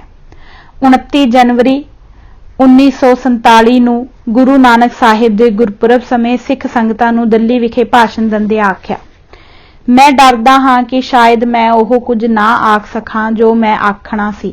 ਮੈਂ ਆਸ ਕਰਦਾ ਹਾਂ ਕਿ ਆਪ ਸਾਰੇ ਸੈਨਿਕ ਢਾਂਚੇ ਵਿੱਚੋਂ ਗੁਜ਼ਰੇ ਹੋਣ ਕਾਰਨ ਸੰਪੂਰਨ ਚੁੱਪ ਬਖਸ਼ੋਗੇ, ਪਰ ਅਨੁਸ਼ਾਸਨ ਭੈਣਾ ਪਾਸ ਨਹੀਂ ਪੁੱਜਾ, ਜਿਸ ਕਰਕੇ ਉਹ ਸਭਾ ਦੇ ਨਿਯਮਾਂ ਨੂੰ ਨਿਭਾਉਣ ਦੇ ਯੋਗ ਨਹੀਂ ਹਨ। ਕੁਝ ਵਰ੍ਹੇ ਪਹਿਲਾਂ ਜਦੋਂ ਮੈਂ ਅੰਮ੍ਰਿਤਸਰ ਵਿਖੇ ਸਾਂ ਤਾਂ ਵੀ ਅਜਿਹਾ ਹੀ ਤਜਰਬਾ ਹੋਇਆ। ਆਪ ਮੰਨੋਗੇ ਕਿ ਕਸੂਰ ਮਰਦਾਂ ਦਾ ਹੀ ਹੈ। ਜਦੋਂ ਮੈਂ ਸਭਾ ਸਥਾਨ ਤੇ ਪੁੱਜਿਆ ਤਾਂ ਦੇਖਿਆ ਕਿ ਕੇਲਿਆਂ ਤੇ ਸੰਤਰਿਆਂ ਦੇ ਛਿੱਲੜ ਇੱਧਰ-ਉੱਧਰ ਸੁੱਟੇ ਪਏ ਹਨ। ਇਸ ਕਾਰਨ ਸਥਾਨ ਗੰਦਾ ਹੀ ਨਹੀਂ ਸਗੋਂ ਤੁਰਨ ਲਈ ਖਤਰਨਾਕ ਵੀ ਹੋ ਗਿਆ ਸੀ। ਸੜਕਾਂ ਤੇ ਮਾਰਗ ਸਾਫ਼ ਰੱਖਣੇ ਸਿੱਖਣੇ ਚਾਹੀਦੇ ਹਨ, ਜਿਸ ਤਰ੍ਹਾਂ ਘਰਾਂ ਦੇ ਫਰਸ਼ ਸਾਫ਼ ਰੱਖੀਦੇ ਹਨ। ਜੇਕਰ ਕੂੜਾ ਪਾਉਣ ਵਾਲੇ ਉਚਿਤ ਟੀਨ ਨਾ ਹੋਣ ਤਾਂ ਮੈਂ ਗੰਦਗੀ ਲੋਕਾਂ ਨੂੰ ਕਾਗਜ਼ ਦੇ ਟੁਕੜਿਆਂ ਵਿੱਚ ਪਾਉਂਦੇ ਦੇਖਿਆ ਹੈ ਤੇ ਕੁਝ ਚਿਰ ਲਈ ਜੇਬਾਂ ਵਿੱਚ ਰੱਖਦੇ ਹੋਏ ਦੇਖਿਆ ਹੈ, ਜਿੰਨਾ ਚਿਰ ਉਹ ਠੀਕ ਸਥਾਨ ਤੇ ਨਾ ਸੁੱਟੇ ਜਾ ਸਕਣ। ਇਹ ਆਦਮੀਆਂ ਦਾ ਫਰਜ਼ ਹੈ ਜਿਨ੍ਹਾਂ ਨੇ ਸਮਾਜਿਕ ਨਿਯਮ ਸਿੱਖੇ ਹੋਏ ਹਨ ਕਿ ਉਹ ਇਸਤਰੀ ਜਾਤੀ ਨੂੰ ਵੀ ਸਿਖਾਉਣ। ਭਾਰਤ ਦੀ ਵੰਡ ਸਮੇਂ ਜੋ ਸਖਤ ਮੁਸੀਬਤਾਂ ਪੰਜਾਬੀਆਂ ਨੂੰ ਝੱਲਣੀਆਂ ਪਈਆਂ ਹਨ, ਉਹਨਾਂ ਵਿੱਚੋਂ ਅਧਿਕਤਰ ਦੀ ਜ਼ਿੰਮੇਵਾਰੀ ਪੂਰੀ ਤਰ੍ਹਾਂ ਗਾਂਧੀ ਉੱਪਰ ਹੈ। ਜਦੋਂ ਸਿੱਖਾਂ ਨੂੰ ਆਪਣੇ ਭਵਿੱਖ ਬਾਰੇ ਸ਼ੰਕਾ ਹੋ ਗਿਆ ਤੇ ਉਹਨਾਂ ਨੇ ਆਪਣੀ ਜਾਇਦਾਦ ਤੇ ਧਰਮ ਦੀ ਰੱਖਿਆ ਲਈ ਨਿਗਰ ਰੱਖਿਆ ਦੀ ਮੰਗ ਕੀਤੀ ਤਾਂ ਗਾਂਧੀ ਨੇ ਸ਼ਲਾਘਾਯੋਗ ਭਰੋਸੇ, ਜਿਹੜੇ ਝੂਠ ਅਤੇ ਫਰੇਬਾਂ ਭਰਪੂਰ ਸਨ, ਦੇ ਕੇ ਸ਼ਾਂਤ ਕਰ ਦਿੱਤਾ। ਮੁਸਲਮਾਨਾਂ ਦੇ ਯੋਜਨਿਤ ਅਤੇ ਪਹਿਲਾਂ ਸੋਚੇ ਗਏ ਹਮਲੇ ਦਾ ਮੁਕਾਬਲਾ ਕਰਨ ਲਈ ਉਹਨਾਂ ਨੇ ਸਿੱਖਾਂ ਨੂੰ ਅਸੰਗਠਿਤ ਅਤੇ ਤਿਆਰੀ ਰਹਿਤ ਛੱਡ ਦਿੱਤਾ। 1947 ਵਿੱਚ ਜਦੋਂ ਆਪ ਪੰਜਾ ਸਾਹਿਬ ਗਏ ਤਾਂ ਆਪ ਨੂੰ ਇੱਕ ਬਿਨੈ ਪੱਤਰ ਦਿੱਤਾ ਗਿਆ, ਜਿਸ ਵਿੱਚ ਸਿੱਖ ਜਾਤੀ ਦੀਆਂ ਮੁਸੀਬਤਾਂ ਤੇ ਪੀੜਾਂ ਅਤੇ ਪਾਕਿਸਤਾਨ ਵਿੱਚ ਰਹਿ ਰਹੇ ਧਾਰਮਿਕ ਸਥਾਨਾਂ ਦੇ ਖਤਰੇ ਬਾਰੇ ਜ਼ੋਰ ਦਿੱਤਾ ਗਿਆ ਸੀ। 2 ਵਾਰੀ ਮੁਸਲਮਾਨਾਂ ਨੇ ਪੰਜਾ ਸਾਹਿਬ ਉੱਪਰ ਹਮਲਾ ਕੀਤਾ, ਪਰ ਸਿੱਖਾਂ ਨੇ ਇਸ ਸਥਾਨ ਨੂੰ ਬਚਾਈ ਰੱਖਿਆ। ਸੋ ਸਿੱਖਾਂ ਨੇ ਗਾਂਧੀ ਨੂੰ ਬੇਨਤੀ ਕੀਤੀ ਕਿ ਗੁਰਦੁਆਰਿਆਂ ਦੀ ਪਵਿੱਤਰਤਾ ਕਾਇਮ ਰੱਖਣ ਲਈ ਨਿਗਰ ਕਦਮ ਉਠਾਉਣ ਲਈ ਉਹ ਮਦਦ ਕਰਨ। ਉਹਨਾਂ ਨੇ ਇਹ ਵੀ ਮੰਗ ਕੀਤੀ ਕਿ ਪੂਰਬੀ ਪੰਜਾਬ ਨੂੰ ਸਿੱਖ ਸਟੇਟ ਬਣਾ ਦਿੱਤਾ ਜਾਵੇ ਤਾਂ ਕਿ ਸਿੱਖ ਧਰਮ ਅਤੇ ਸੱਭਿਅਤਾ ਵੱਧ ਫੁੱਲ ਸਕੇ। ਅਜਿਹੇ ਪ੍ਰਾਂਤ ਦੀ ਸਥਾਪਨਾ ਨਾਲ ਨਾ ਕੇਵਲ ਅਜਿਹਾ ਭਿਆਨਕ ਹੱਤਿਆਕਾਂਡ ਹੀ ਟਲ ਜਾਂਦਾ ਜਿਹੜਾ ਵੰਡ ਮਗਰੋਂ ਹੋਇਆ, ਸਗੋਂ ਇਸ ਨਾਲ ਪਾਕਿਸਤਾਨ ਅਤੇ ਭਾਰਤ ਵਿੱਚ ਪਿਆਰ ਭਰੇ ਸੰਪਰਕ ਰੱਖਣ ਵਿੱਚ ਸਹਾਇਤਾ ਵੀ ਮਿਲਦੀ। ਪਰ ਗਾਂਧੀ ਨੇ, ਜੋ ਸਿੱਖਾਂ ਤੇ ਸ਼ੱਕ ਕਰਦੇ ਸਨ, ਇਸ ਪ੍ਰਸਤਾਵ ਦੀ ਵਿਰੋਧਤਾ ਕੀਤੀ ਅਤੇ ਇਸ ਤਰ੍ਹਾਂ ਇੱਕ ਮਹਾਨ ਮੌਕਾ ਹੱਥੋਂ ਗੁਆ ਲਿਆ। ਇਸ ਪ੍ਰਸਤਾਵ ਦੀ ਸਹਾਇਤਾ ਨਾਲ ਸ਼ਾਇਦ ਭਾਰਤ ਦੀ ਵੰਡ ਕਾਰਨ ਹੋਏ ਹੱਤਿਆਕਾਂਡ ਤੋਂ ਭਾਰਤ ਬਚ ਜਾਂਦਾ ਤੇ ਸ਼ਾਇਦ ਇਸ ਨਾਲ ਅਜਿਹਾ ਭਾਰਤ ਹੋਂਦ ਵਿੱਚ ਆਉਂਦਾ ਜੋ ਭੂਗੋਲਿਕ ਤੌਰ ਤੇ ਵੱਡਾ ਤੇ ਆਰਥਿਕ ਤੌਰ ਤੇ ਮਜ਼ਬੂਤ ਹੁੰਦਾ।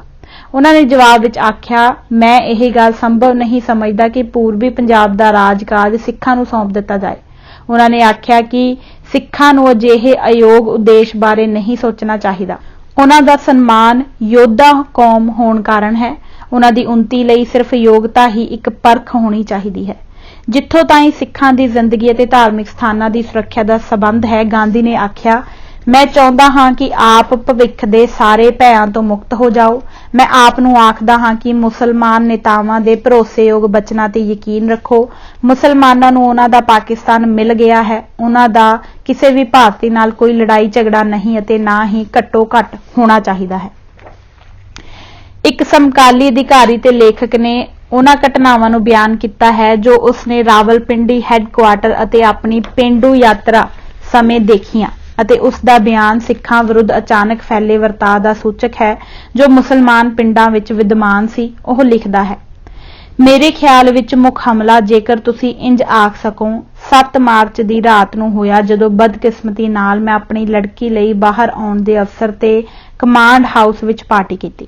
ਇਸ ਬਾਰੇ ਕੋਈ ਵੀ ਚੇਤਾਵਨੀ ਨਹੀਂ ਸੀ। ਭਾਵੇਂ ਮਾਮੂਲੀ ਫਸਾਦਾਂ ਕਾਰਨ ਅਸਾਂ ਬ੍ਰਿਟਿਸ਼ ਫੌਜ ਦੀ ਇੱਕ ਟੁਕੜੀ ਨੂੰ ਪਿੰਡੀ ਵਿੱਚ ਤਿਆਰ ਰਹਿਣ ਦਾ ਆਦੇਸ਼ ਦੇ ਰੱਖਿਆ ਸੀ।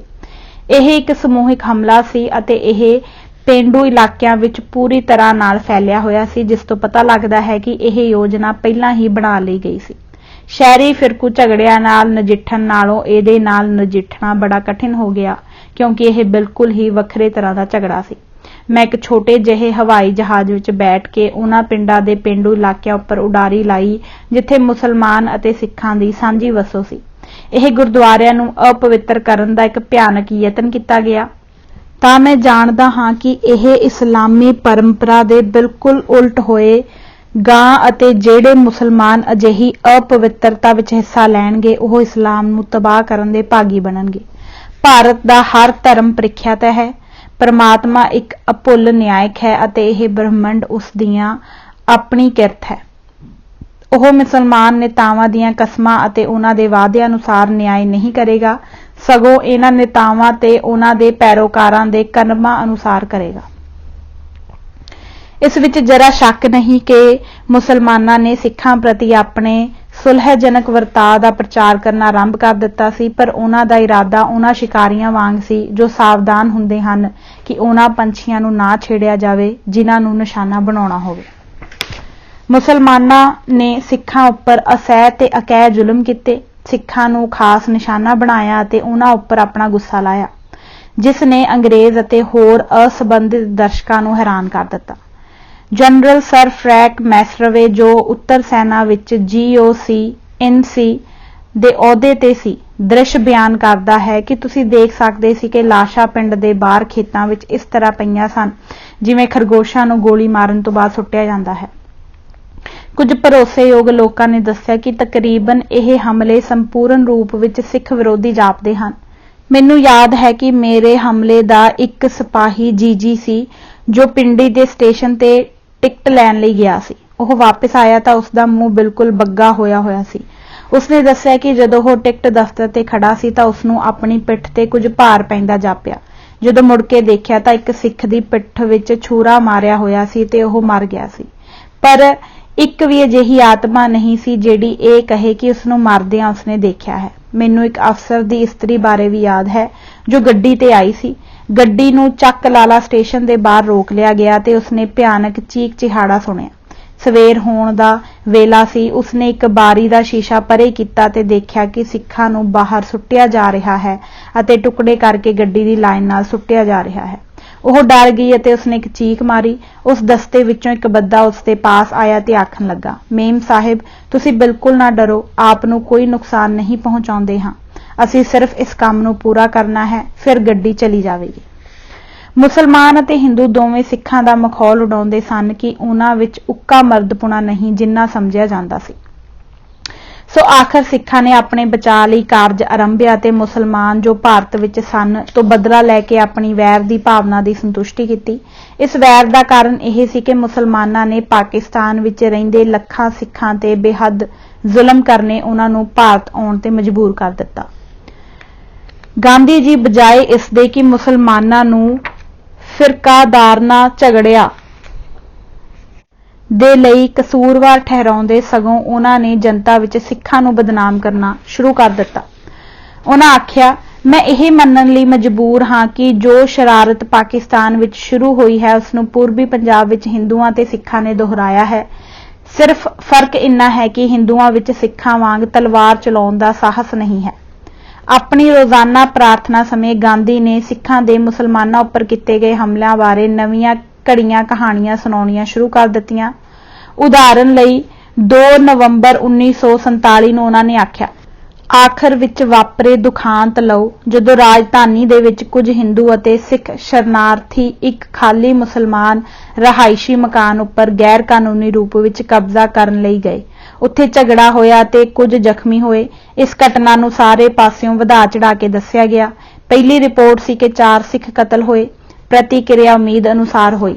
ਬਦਲਾ ਲਿਆ ਗਿਆ ਤੇ ਕਈ ਥਾਂ ਛੁਰੇ ਚਲਾਏ ਗਏ। ਹੁਣ ਨਵੀਂ ਤਕਨੀਕ ਅਪਣਾਈ ਗਈ ਜਾਪਦੀ ਹੈ।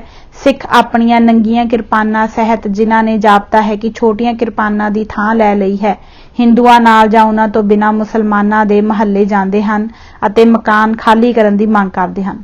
ਜੇਕਰ ਇਹ ਸੂਚਨਾ ਠੀਕ ਹੈ ਤਾਂ ਰਾਜਧਾਨੀ ਵਿੱਚ ਹਾਲਾਤ ਬੜੇ ਭਿਆਨਕ ਹੋ ਗਏ ਹਨ। ਜੇਕਰ ਇਹ ਗਲਤ ਹੈ ਤਾਂ ਇਸ ਨੂੰ ਮੁਅੱਤਲ ਕੀਤਾ ਜਾ ਸਕਦਾ ਹੈ।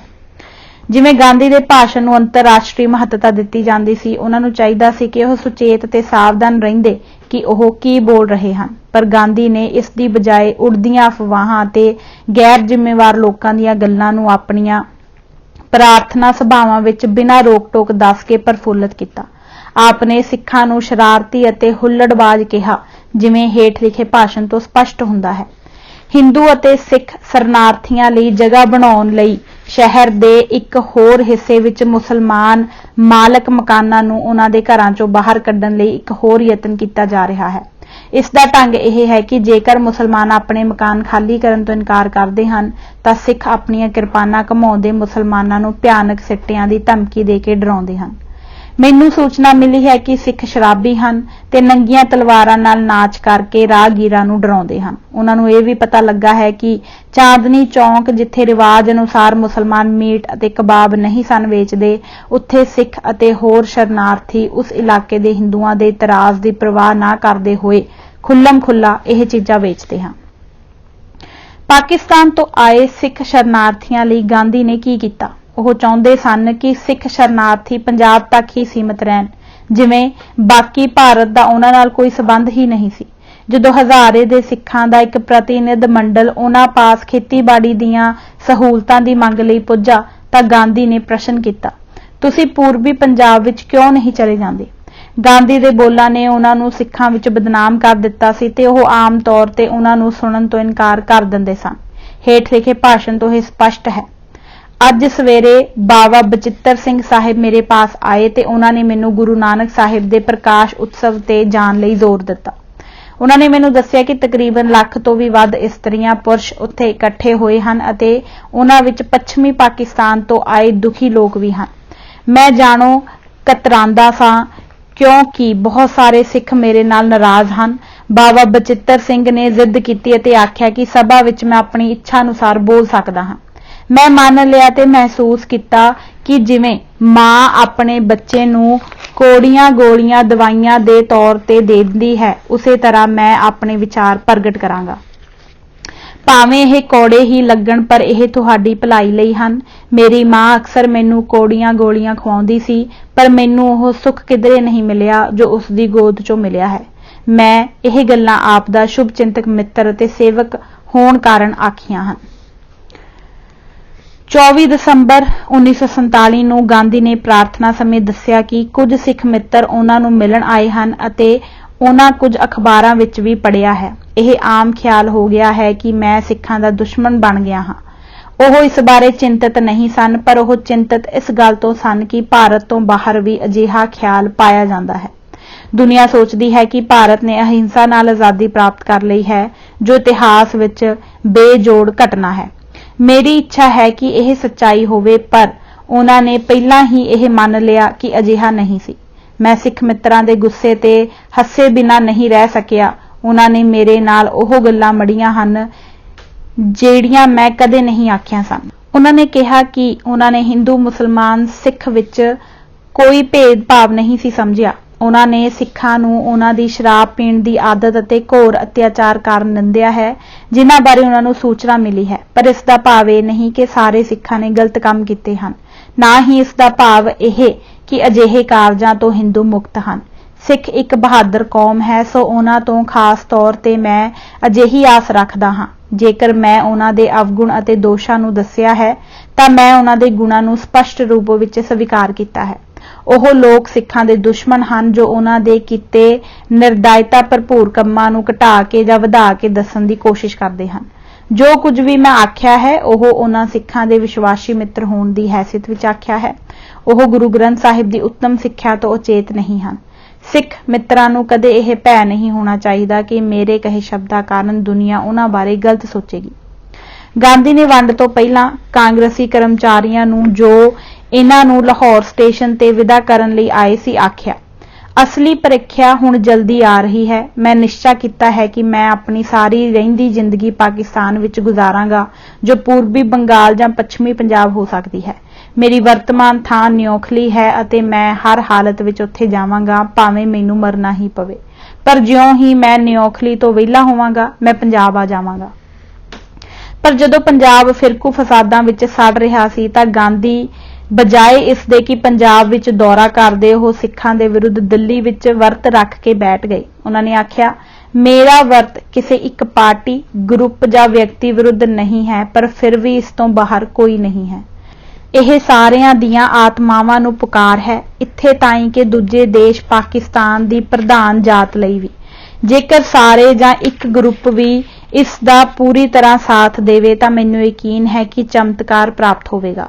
ਜਦੋਂ ਸਿੱਖ ਇੱਕ ਆਵਾਜ਼ ਹੋ ਕੇ ਮੇਰੀ ਬੇਨਤੀ ਦਾ ਜਵਾਬ ਦੇਣ ਤਾਂ ਮੈਂ ਪੂਰੀ ਤਰ੍ਹਾਂ ਸੰਤੁਸ਼ਟ ਹੋ ਜਾਵਾਂਗਾ। ਮੈਂ ਉਹਨਾਂ ਨਾਲ ਪੰਜਾਬ ਵਿੱਚ ਰਹਾਂਗਾ ਕਿਉਂਕਿ ਉਹ ਬਹਾਦਰ ਹਨ ਅਤੇ ਇਹ ਮੈਂ ਜਾਣਦਾ ਹਾਂ ਕਿ ਉਹ ਬਹਾਦਰ ਦੀ ਅਹਿੰਸਾ ਦੀ ਉਦਾਹਰਣ ਬਣ ਸਕਦੇ ਹਨ ਜੋ ਬਾਕੀਆਂ ਲਈ ਇੱਕ ਨਿਸ਼ਾਨਾ ਬਣ ਜਾਵੇਗਾ। ਗਾਂਧੀ ਅਤੇ ਉਹਨਾਂ ਦੇ ਪੈਰੋਕਾਰਾਂ ਲਈ ਇਹ ਸੰਭਵ ਸੀ ਕਿ ਪੰਜਾਬ ਵਿੱਚ ਆਈ ਭਿਆਨਕ ਮੁਸੀਬਤ ਟਾਲ ਸਕਦੇ। ਸ਼੍ਰੀ V.P. ਮੈਨਨ ਨੇ ਵਾਇਸਰਾਏ ਨੂੰ ਸੁਝਾਅ ਦਿੱਤਾ ਕਿ ਮਿਸਟਰ ਜਿਨਾਹ ਨੂੰ ਮਨਾਇਆ ਜਾਵੇ ਕਿ ਉਹ ਸਿੱਖਾਂ ਦੇ ਪਵਿੱਤਰ ਅਸਥਾਨ ਨਨਕਾਣਾ ਸਾਹਿਬ ਜੋ ਪੱਛਮੀ ਪੰਜਾਬ ਵਿੱਚ ਹੈ ਨੂੰ ਸਿੱਖਾਂ ਦਾ ਵੈਟੀਕਨ ਘੋਸ਼ਿਤ ਕਰ ਦੇਵੇ। ਇਹ ਇੱਕ ਅਜਿਹੀ ਕੋਸ਼ਿਸ਼ ਸੀ ਜਿਸ ਨਾਲ ਬਹਾਦਰ ਸਿੱਖਾਂ ਤੇ ਸ਼ਾਂਤੀ ਭਰਪੂਰ ਅਸਰ ਹੁੰਦਾ ਸੀ ਅਤੇ ਜਿਨਾਹ ਲਈ ਇਹ ਗੱਲ ਮੰਨਣਾ ਕੋਈ ਬਹੁਤੀ ਕੀਮਤ ਦਾ ਨਹੀਂ ਸੀ। ਵਾਇਸਰਾਏ ਤੇ ਉਸਦੇ ਅਧਿਕਾਰੀ ਇਸ ਗੱਲ ਵੱਲੋਂ ਸੁਚੇਤ ਸਨ ਕਿ ਨਨਕਾਣਾ ਸਾਹਿਬ ਦੀ ਸਿੱਖਾਂ ਲਈ ਕਿੰਨੀ ਮਹੱਤਤਾ ਹੈ। 27 ਜੁਲਾਈ ਨੂੰ ਉਹਨਾਂ ਨੂੰ ਇੱਕ ਰਿਪੋਰਟ ਮਿਲੀ ਸੀ ਜਿਸ ਵਿੱਚ ਆਖਿਆ ਗਿਆ ਸੀ, ਭਰੋਸੇਯੋਗ ਵਸੀਲੇ ਤੋਂ ਸੂਚਨਾ ਮਿਲੀ ਹੈ ਕਿ ਜੇਕਰ ਨਨਕਾਣਾ ਸਾਹਿਬ, ਜੋ ਤਕਰੀਬਨ 12 ਮੀਲ ਉੱਤਰ ਵਿੱਚ ਲਾਹੌਰ ਵੱਲ ਹੈ, ਨੂੰ ਪੂਰਬੀ ਪੰਜਾਬ ਦੀ ਬਾਉਂਡਰੀ ਵਿੱਚ ਸ਼ਾਮਲ ਨਹੀਂ ਕੀਤਾ ਗਿਆ ਤਾਂ ਸਿੱਖ ਇਸ ਕੰਮ ਲਈ ਅੰਦੋਲਨ 7 ਅਗਸਤ ਨੂੰ ਸ਼ੁਰੂ ਕਰਨਗੇ ਅਤੇ ਇਸ ਤੋਂ 10 ਦਿਨ ਪਹਿਲਾਂ ਵੱਡੀਆਂ ਸਭਾਵਾਂ ਹੋਣਗੀਆਂ ਜੋ ਅੰਦੋਲਨ ਨੂੰ ਗਰਮ ਕਰਨਗੀਆਂ। ਸਰ ਈਵਨ ਜੈਕਨੀਜ਼, ਜੋ ਪੰਜਾਬ ਦਾ ਗਵਰਨਰ ਸੀ, ਨੇ ਵਾਇਸਰਾਏ ਨੂੰ ਇਸ ਤੋਂ ਵੀ ਵੱਧ ਅਗਾਂਹ ਜਾਣ ਲਈ ਆਖਿਆ। ਉਸਨੇ ਆਖਿਆ ਕਿ ਰਾਜਨੀਤਿਕ ਨੇਤਾਵਾਂ ਨੂੰ ਤੁਰੰਤ ਮਿਲੋ ਅਤੇ ਬਾਉਂਡਰੀ ਅਵਾਰਡ ਉਡੀਕੇ ਬਿਨਾਂ ਹੀ ਉਹਨਾਂ ਨੂੰ ਇਹ ਰਿਆਇਤਾਂ ਦੇਣ ਲਈ ਕਹੋ। ਉਦਾਹਰਨ ਦੇ ਤੌਰ ਤੇ ਨਹਿਰੂ ਅਤੇ ਪਟੇਲ ਨੂੰ ਇਹ ਕਹਿਣ ਲਈ ਪ੍ਰੇਰਿਆ ਜਾਵੇ ਕਿ ਉਹ ਲਾਹੌਰ ਤੋਂ ਆਪਣਾ ਹੱਕ ਛੱਡ ਰਹੇ ਹਨ। ਕਿਸੇ ਵੀ ਤਰ੍ਹਾਂ ਇਹ ਕੋਈ ਬਹੁਮੁੱਲੀ ਗੱਲ ਨਹੀਂ ਸੀ, ਕਿਉਂਕਿ ਕਾਫੀ ਹੱਦ ਤੱਕ ਇਹ ਸਪਸ਼ਟ ਸੀ ਕਿ ਲਾਹੌਰ ਪਾਕਿਸਤਾਨ ਨੂੰ ਦਿੱਤਾ ਜਾਵੇਗਾ, ਪਰ ਇਸ ਨੂੰ ਸਮੇਂ ਤੋਂ ਪਹਿਲਾਂ ਮੰਨ ਲੈਣ ਨਾਲ ਬਹੁਤ ਚੰਗਾ ਮੇਲ-ਜੋਲ ਪੈਦਾ ਹੋ ਜਾਂਦਾ। ਉਸਨੇ ਮਾਊਂਟਬੇਟਨ ਨੂੰ ਇਹ ਵੀ ਆਖਿਆ ਕਿ ਉਹ ਜਿਨਾਹ ਨੂੰ ਵੀ ਇਸੇ ਤਰ੍ਹਾਂ ਮਹੱਤਵਪੂਰਨ ਰਿਆਇਤ ਲਈ ਆਖੇ ਕਿ ਉਹ ਨਨਕਾਣਾ ਸਾਹਿਬ ਨੂੰ ਸੁਤੰਤਰ ਮੰਨ ਲਏ। ਇਸ ਗੱਲ ਦੀ ਗਵਾਹੀ ਮੌਜੂਦ ਹੈ ਕਿ ਮਾਊਂਟਬੇਟਨ ਨੇ ਗਾਂਧੀ ਜੀ ਦੇ ਸਹਾਇਕ ਨਹਿਰੂ ਅਤੇ ਪਟੇਲ ਨੂੰ ਇਸ ਸਬੰਧ ਵਿੱਚ ਨਿਵੇਦਨ ਕੀਤਾ, ਪਰ ਉਹਨਾਂ ਨੇ ਅਜਿਹਾ ਕਰਨੋਂ ਇਨਕਾਰ ਕਰ ਦਿੱਤਾ। ਲਿਓਨਾਰਡ ਮੋਰਲੇ ਲਿਖਦਾ ਹੈ, ਕਾਸ਼ ਉਹ ਜਿਨਾਹ ਨੂੰ ਨਿਵੇਦਨ ਕਰਦੇ ਤਾਂ ਮੁਮਕਿਨ ਸੀ ਕਿ ਉਹ ਆਪਣੀ ਉਦਾਰਤਾ ਪ੍ਰਗਟ ਕਰਨ ਲਈ ਨਨਕਾਣਾ ਸਾਹਿਬ ਨੂੰ ਸੁਤੰਤਰਤਾ ਦਾ ਦਰਜਾ ਦੇ ਦਿੰਦਾ। ਇਹ ਗੱਲ ਸਿੱਖਾਂ ਦੇ ਜਜ਼ਬਿਆਂ ਪ੍ਰਤੀ ਕਾਂਗਰਸ ਨੇਤਾਵਾਂ ਦੀ ਉਦਾਸੀਨਤਾ ਦਾ ਪ੍ਰਗਟਾਵਾ ਕਰਦੀ ਹੈ। ਮਾਸਟਰ ਤਾਰਾ ਸਿੰਘ ਨੇ ਇਹ ਠੀਕ ਕਿਹਾ ਸੀ ਕਿ ਜੋ ਫੈਸਲਾ ਵੀ ਦਿੱਲੀ ਵਿਖੇ ਹੋਵੇਗਾ, ਉਹ ਮੇਰੇ ਲੋਕਾਂ ਨੂੰ ਯਤੀਮ ਤੇ ਦੇਸ਼ ਰਹਿਤ ਬਣਾ ਕੇ ਛੱਡ ਦੇਵੇਗਾ। ਪ੍ਰਸਿੱਧ ਅਮਰੀਕੀ ਲੇਖਕ ਜੋਸੇਫ ਲੈਲੀ ਵੈਡ ਨੇ ਗਾਂਧੀ ਸੰਬੰਧੀ ਆਪਣੀ ਤਾਜ਼ਾ ਪੁਸਤਕ ਵਿੱਚ ਕੀਤੇ ਅਹਿਮ ਪ੍ਰਗਟਾਵੇ। ਗਾਂਧੀ ਨੇ 70 ਸਾਲ ਦੀ ਉਮਰ ਵਿੱਚ ਵੀ ਖਤਰਨਾਕ ਜਿਨਸੀ ਸ਼ੋਸ਼ਣ ਖੇਡਾਂ ਖੇਡੀਆਂ, ਜਿਸ ਦਾ ਸ਼ਿਕਾਰ ਉਸ ਦੀ ਪੋਤੀ ਮੰਨੂ ਵੀ ਬਣੀ। ਅੱਜ ਕੱਲ੍ਹ ਅੰਤਰਰਾਸ਼ਟਰੀ ਅਕਾਦਮਿਕ ਤੇ ਸਿਆਸੀ ਹਲਕਿਆਂ ਵਿੱਚ ਜਿਸ ਪੁਸਤਕ ਦੀ ਸਭ ਤੋਂ ਵੱਧ ਚਰਚਾ ਹੈ, ਉਹ ਹੈ ਅਮਰੀਕੀ ਮੂਲ ਦੇ ਸੰਸਾਰ ਪ੍ਰਸਿੱਧ ਲੇਖਕ ਪੁਲਿਟਜ਼ਰ ਇਨਾਮ ਜੇਤੂ ਜੋਸੇਫ ਲੈਲੀ ਵੈਡ ਵੱਲੋਂ ਲਿਖੀ ਪੁਸਤਕ ਮਹਾਨ ਆਤਮਾ ਮਹਾਤਮਾ ਗਾਂਧੀ ਤੇ ਉਸ ਦਾ ਭਾਰਤੀ ਸੰਘਰਸ਼। ਗਾਂਧੀ ਸੰਬੰਧੀ ਪੁਸਤਕ ਲਿਖਣ ਲਈ ਲੇਖਕ ਨੂੰ ਉਵੇਂ ਹੀ ਉਤਸ਼ਾਹਿਤ ਕੀਤਾ ਗਿਆ ਜਿਵੇਂ ਕਿ ਸਰਕਾਰ ਨੇ ਰਿਚਰਡ ਐਟਨਬੋਰੋ ਤੋਂ ਗਾਂਧੀ ਫਿਲਮ ਬਣਵਾ ਕੇ, ਜਿਹੜੀ 30 ਨਵੰਬਰ 1982 ਨੂੰ ਰਿਲੀਜ਼ ਕੀਤੀ ਗਈ ਸੀ, ਗਾਂਧੀ ਨੂੰ ਅੰਤਰਰਾਸ਼ਟਰੀ ਸ਼ਖਸੀਅਤ ਬਣਾਇਆ ਗਿਆ ਸੀ। ਪਰ ਲੇਖਕ ਜੋਸੇਫ ਦੀ ਆਪਣੀ ਖੋਜ ਦੌਰਾਨ ਜਿਹੜੀਆਂ ਦਿਲਚਸਪ ਗੱਲਾਂ ਸਾਹਮਣੇ ਆਈਆਂ, ਉਸਨੇ ਉਹਨਾਂ ਨੂੰ ਵੀ ਪੁਸਤਕ ਦਾ ਹਿੱਸਾ ਬਣਾ ਦਿੱਤਾ। ਨਤੀਜੇ ਦੇ ਤੌਰ ਤੇ ਦੁਨੀਆ ਭਰ ਦੇ ਗਾਂਧੀ ਪ੍ਰੇਮੀਆਂ ਵਿੱਚ ਖਲਬਲੀ ਮਚ ਗਈ ਹੈ। ਮਹਾਰਾਸ਼ਟਰ ਸਰਕਾਰ ਨੇ ਇਸ ਪੁਸਤਕ ਤੇ ਪਾਬੰਦੀ ਲਾ ਦਿੱਤੀ ਹੈ ਅਤੇ ਉਸਨੇ ਕੇਂਦਰ ਸਰਕਾਰ ਨੂੰ ਵੀ ਅਪੀਲ ਕੀਤੀ ਹੈ ਕਿ ਉਹ ਇਸ ਪੁਸਤਕ ਦੇ ਭਾਰਤ ਵਿੱਚ ਦਾਖਲੇ ਤੇ ਪਾਬੰਦੀ ਲਾਵੇ। ਦੁਨੀਆ ਭਰ ਦੀ ਸਭ ਤੋਂ ਪ੍ਰਸਿੱਧ ਅਖਬਾਰ ਦੀ ਵਾਲ ਸਟਰੀਟ ਜਰਨਲ ਨੇ ਆਪਣੇ 26-27 ਮਾਰਚ ਦੇ ਅੰਕ ਵਿੱਚ ਇਸ ਪੁਸਤਕ ਦਾ ਰਿਵਿਊ ਪ੍ਰਕਾਸ਼ਿਤ ਕੀਤਾ ਹੈ। ਇਹ ਰਿਵਿਊ ਕਰਨ ਵਾਲਾ ਸੰਸਾਰ ਪ੍ਰਸਿੱਧ ਲਿਖਾਰੀ ਐਂਡਰਿਊ ਰਾਬਰਟਸ ਹੈ, ਜਿਸ ਨੇ ਇਸ ਤੋਂ ਪਹਿਲਾਂ ਚਰਚਿਲ, ਚੈਂਬਰਲੇਨ, ਨੈਪੋਲੀਅਨ ਆਦਿ ਇਤਿਹਾਸਕ ਸ਼ਖਸੀਅਤਾਂ ਦੀਆਂ ਜੀਵਨੀਆਂ ਲਿਖੀਆਂ ਹਨ। ਸਾਡੀ ਹੱਥਲੀ ਲਿਖਤ ਵਾਲ ਸਟਰੀਟ ਜਰਨਲ ਦੇ ਰਿਵਿਊ ਤੇ ਆਧਾਰਿਤ ਹੈ ਅਤੇ ਇਸ ਵਿੱਚ ਸਾਡੀ ਆਪਣੀ ਕੋਈ ਟਿੱਪਣੀ ਸ਼ਾਮਲ ਨਹੀਂ ਹੈ। ਰਿਵਿਊ ਅਨੁਸਾਰ ਗਾਂਧੀ ਜਿਨਸੀ ਤੌਰ ਤੇ ਭਿਅੰਕਰ, ਸਿਆਸੀ ਤੌਰ ਤੇ ਨਾਕਾਬਲ ਅਤੇ ਧਾਰਮਿਕ ਤੌਰ ਤੇ ਜਨੂੰਨੀ ਸਨਕੀ ਸੀ। ਉਹ ਆਪਣੇ ਆਲੇ ਦੁਆਲੇ ਦੇ ਵਿਅਕਤੀਆਂ ਨਾਲ ਬੜਾ ਜ਼ਾਲਮਾਨਾ ਸਲੂਕ ਕਰਦਾ ਸੀ। ਗਾਂਧੀ ਦਾ ਦਾਅਵਾ ਸੀ ਕਿ ਉਹ ਮਨੁੱਖਤਾ ਨੂੰ ਪਿਆਰ ਕਰਦਾ ਹੈ, ਪਰ ਉਹ ਉਹਨਾਂ ਵਿਅਕਤੀਆਂ ਨੂੰ ਨਫ਼ਰਤ ਕਰਦਾ ਸੀ। ਗਾਂਧੀ ਨੇ ਸਵਰਾਜ ਦੀ ਪ੍ਰਾਪਤੀ ਲਈ ਕਈ ਅੰਦੋਲਨ ਵਿੱਢੇ, ਪਰ ਜਿਉਂ ਹੀ ਅੰਦੋਲਨ ਦਾ ਕੁਝ ਸਿੱਟਾ ਨਿਕਲਣ ਲੱਗਦਾ ਸੀ, ਗਾਂਧੀ ਅੰਦੋਲਨ ਵਾਪਸ ਲੈ ਲੈਂਦਾ ਸੀ। 30 ਕਰੋੜ ਭਾਰਤੀਆਂ ਲਈ ਕੁਝ ਹਜ਼ਾਰ ਅੰਗਰੇਜ਼ਾਂ ਨੂੰ ਖਦੇੜਨਾ ਕਿਹੜਾ ਔਖਾ ਸੀ, ਪਰ ਗਾਂਧੀ ਨੇ ਆਪਣੇ ਵਰਤਾਰੇ ਨਾਲ 9 ਕਰੋੜ ਮੁਸਲਮਾਨਾਂ ਦੇ ਲੀਡਰ ਮੁਹੰਮਦ ਅਲੀ ਜਿਨਾਹ ਨੂੰ ਨਾਰਾਜ਼ ਕਰ ਲਿਆ, ਜਿਸ ਨੂੰ ਕਿ ਗਾਂਧੀ ਸਿਰ ਫਿਰਿਆ ਕਹਿੰਦਾ ਸੀ। ਇਸੇ ਤਰ੍ਹਾਂ ਗਾਂਧੀ ਨੇ 5.5 ਕਰੋੜ ਅਛੂਤਾਂ ਦੇ ਲੀਡਰ BR ਅੰਬੇਦਕਰ ਨੂੰ ਵੀ ਆਪਣੇ ਤੋਂ ਦੂਰ ਕਰ ਲਿਆ। ਅੰਬੇਦਕਰ ਨੇ ਗਾਂਧੀ ਨੂੰ ਸ਼ਰਾਰਤੀ ਤੇ ਬੇਇਤਬਾਰਾ ਦੱਸਿਆ ਸੀ। ਗਾਂਧੀ ਨੂੰ ਆਪਣੀ ਜੀਵਨ ਕਹਾਣੀ ਨੂੰ ਪ੍ਰਚਾਰਨ ਦੀ ਵੀ ਬੜੀ ਭੁੱਖ ਸੀ। ਉਹ ਪੱਤਰਕਾਰਾਂ ਨੂੰ ਹਦਾਇਤਾਂ ਦਿੰਦਾ ਰਹਿੰਦਾ ਸੀ ਕਿ ਪੱਤਰਕਾਰ ਉਹ ਨਾ ਛਾਪਣ ਜੋ ਗਾਂਧੀ ਮੂੰਹੋਂ ਕਹਿੰਦਾ ਸੀ। ਪਰ ਉਹ ਛਾਪਣ ਜੋ ਬਾਅਦ ਵਿੱਚ ਪੱਤਰਕਾਰਾਂ ਨੂੰ ਸੰਪਾਦਿਤ ਕਰਕੇ ਐਡਿਟ ਕਰਕੇ ਗਾਂਧੀ ਵੱਲੋਂ ਦਿੱਤਾ ਜਾਂਦਾ ਸੀ। ਰਿਵਿਊ ਅਨੁਸਾਰ ਹੁਣ ਅਸੀਂ ਦਾਅਵੇ ਨਾਲ ਕਹਿ ਸਕਦੇ ਹਾਂ ਕਿ ਗਾਂਧੀ ਨੇ ਚੈਕੋਸਲੋਵਾਕੀਆ ਦੇ ਵਾਸੀ ਚੈਕਾਂ ਅਤੇ ਯਹੂਦੀਆਂ ਨੂੰ ਸਲਾਹ ਦਿੱਤੀ ਸੀ ਕਿ ਉਹ ਨਾਜ਼ੀਆਂ ਦੇ ਖਿਲਾਫ ਅਹਿੰਸਾ ਅਪਣਾਉਣ। ਉਸ ਦਾ ਕਹਿਣਾ ਸੀ ਕਿ ਜੇ ਇੱਕ ਵੀ ਯਹੂਦੀ ਹਿਟਲਰ ਦੇ ਆਦੇਸ਼ਾਂ ਸਾਹਮਣੇ ਅਹਿੰਸਕ ਤੌਰ ਤੇ ਖਲੋ ਜਾਵੇਗਾ ਤਾਂ ਇਸੇ ਤਰ੍ਹਾਂ ਹਿਟਲਰ ਦਾ ਦਿਲ ਪਿਘਲ ਜਾਵੇਗਾ। ਇਹ ਹੀ ਸਲਾਹ ਗਾਂਧੀ ਨੇ ਚੀਨੀਆਂ ਨੂੰ ਜਾਪਾਨੀਆਂ ਦੇ ਹਮਲੇ ਦੇ ਖਿਲਾਫ ਵੀ ਦਿੱਤੀ ਸੀ। ਹਿਟਲਰ ਨੂੰ ਚਿੱਠੀ ਲਿਖਦਿਆਂ ਗਾਂਧੀ ਨੇ ਮੇਰੇ ਦੋਸਤ ਸੰਬੋਧਨ ਦਾ ਇਸਤੇਮਾਲ ਕੀਤਾ ਸੀ ਅਤੇ ਆਪਣੀ ਕਾਮਯਾਬੀ ਦੀਆਂ ਡੀਂਗਾਂ ਮਾਰੀਆਂ ਸਨ। ਗਾਂਧੀ ਅਤੇ ਇਟਲੀ ਦੇ ਡਿਕਟੇਟਰ ਮੁਸੋਲਿਨੀ ਦੀ ਵੀ ਆਪਸ 'ਚ ਬੜੀ ਬਣਦੀ ਸੀ। ਗਾਂਧੀ 1931 ਵਿੱਚ ਮੁਸੋਲਿਨੀ ਨੂੰ ਮਿਲਿਆ ਸੀ, ਜਿਸ ਦੌਰਾਨ ਗਾਂਧੀ ਨੇ ਮੁਸੋਲਿਨੀ ਨੂੰ ਗਰੀਬਾਂ ਦਾ ਮਸੀਹਾ ਐਲਾਨਦਿਆਂ ਉਸ ਦੀ ਭਾਰੀ ਤਾਰੀਫ ਕੀਤੀ ਸੀ। ਗਾਂਧੀ ਨੇ ਆਪਣੇ 21 ਵਰ੍ਹਿਆਂ ਦੇ ਸਾਊਥ ਅਫਰੀਕਾ ਵਿੱਚ ਵਸੇਵੇਂ ਦੌਰਾਨ 1839 ਤੋਂ 1914 ਜੁੱਲੂ ਵਾਰ ਜਾਂ ਬੋਇਰ ਵਾਰ ਇਹਨਾਂ ਲੜਾਈਆਂ ਵਿੱਚ ਨਸਲਵਾਦੀਆਂ ਨੇ ਕਾਲਿਆਂ ਨੂੰ ਚੁਣ-ਚੁਣ ਕੇ ਮਾਰਿਆ ਸੀ ਦਾ ਕੋਈ ਵਿਰੋਧ ਨਹੀਂ ਸੀ ਕੀਤਾ, ਸਗੋਂ ਗਾਂਧੀ ਨੇ ਅੰਗਰੇਜ਼ਾਂ ਲਈ ਸਟੇਚਰ ਚੁੱਕਣ ਵਾਲਿਆਂ ਦੀ ਇੱਕ ਬਟਾਲੀਅਨ ਤਿਆਰ ਕੀਤੀ ਸੀ।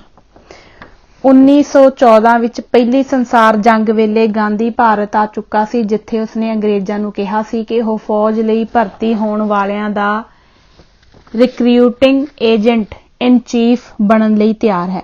ਇਹ ਹੀ ਗਾਂਧੀ 1940ਵਿਆਂ ਵਿੱਚ ਫਾਸੀਵਾਦ ਦੇ ਵਿਰੁੱਧ ਲੜਾਈ ਦੀ ਵਿਰੋਧਤਾ ਕਰ ਰਿਹਾ ਸੀ। ਗਾਂਧੀ ਦੀ ਨਸਲਵਾਦੀ ਪਹੁੰਚ ਸੰਬੰਧੀ ਰਿਵਿਊ ਇੱਕ ਸਾਫ਼ ਕਰਦਾ ਹੈ, ਭਾਵੇਂ ਕਿ ਅਮਰੀਕਾ ਦੇ ਕਾਲਿਆਂ ਵੱਲੋਂ 1960ਵਿਆਂ ਦੀ ਸਿਵਲ ਲਿਬਰਟੀ ਲਹਿਰ ਦੌਰਾਨ ਗਾਂਧੀ ਦੀ ਅਹਿੰਸਾ ਲਹਿਰ ਨੂੰ ਆਦਰਸ਼ ਮੰਨਿਆ ਗਿਆ, ਪਰ ਸੱਚਾਈ ਇਹ ਹੈ ਕਿ ਉਹ ਆਪ ਪੱਕਾ ਨਸਲਵਾਦੀ ਸੀ।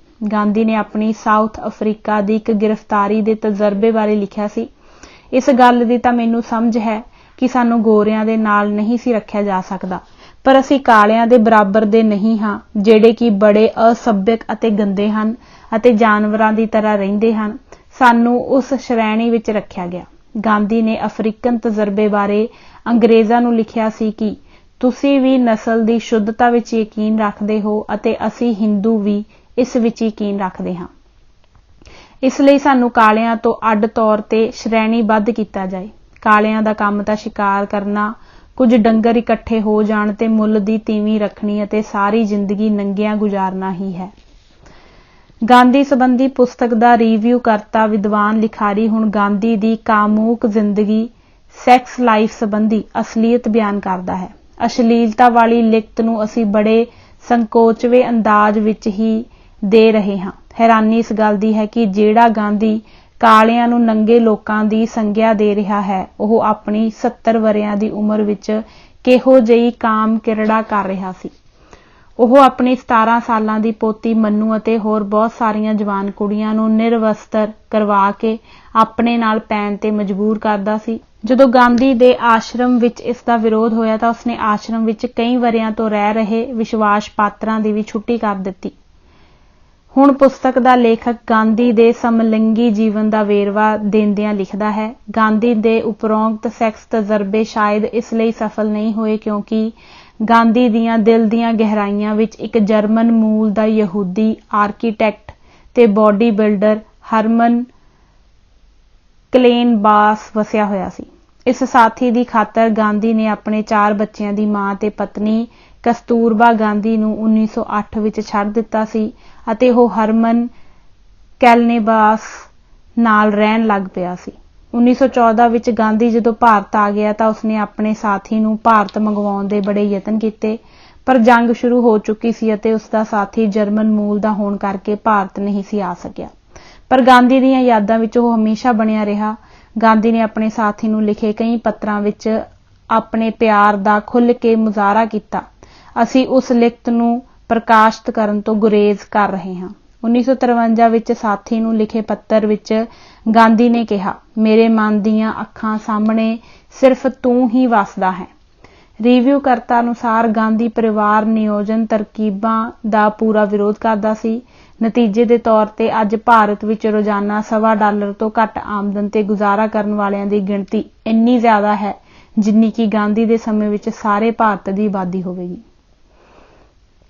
ਗਾਂਧੀ ਨੂੰ ਅਖੌਤੀ ਅਛੂਤਾਂ ਦੇ ਹੱਕ ਵਿੱਚ ਖਲੋਣ ਵਾਲਾ ਦੱਸਿਆ ਜਾਂਦਾ ਹੈ, ਪਰ ਜਦੋਂ 1924-1925 ਵਿੱਚ ਅਛੂਤ ਮੰਦਰਾਂ ਵਿੱਚ ਪ੍ਰਵੇਸ਼ ਕਰਨ ਦਾ ਹੱਕ ਮੰਗ ਰਹੇ ਸਨ, ਉਦੋਂ ਗਾਂਧੀ ਬਿਲਕੁਲ ਨਹੀਂ ਬੋਲਿਆ। ਉਹ ਉੱਚੀ ਜਾਤ ਵਾਲਿਆਂ ਦਾ ਪੱਖਪਾਤੀ ਸੀ। 1936 ਵਿੱਚ ਗਾਂਧੀ ਨੇ ਇੱਕ ਈਸਾਈ ਮਿਸ਼ਨਰੀ ਨੂੰ, ਜਿਹੜਾ ਅਛੂਤਾਂ ਦੇ ਹੱਕ ਵਿੱਚ ਆਵਾਜ਼ ਉਠਾ ਰਿਹਾ ਸੀ, ਪੁੱਛਿਆ, ਕੀ ਤੂੰ ਕਦੀ ਕਿਸੇ ਗਾਂ ਨੂੰ ਬਾਈਬਲ ਦਾ ਸੁਨੇਹਾ ਸੁਣਾਇਆ ਹੈ?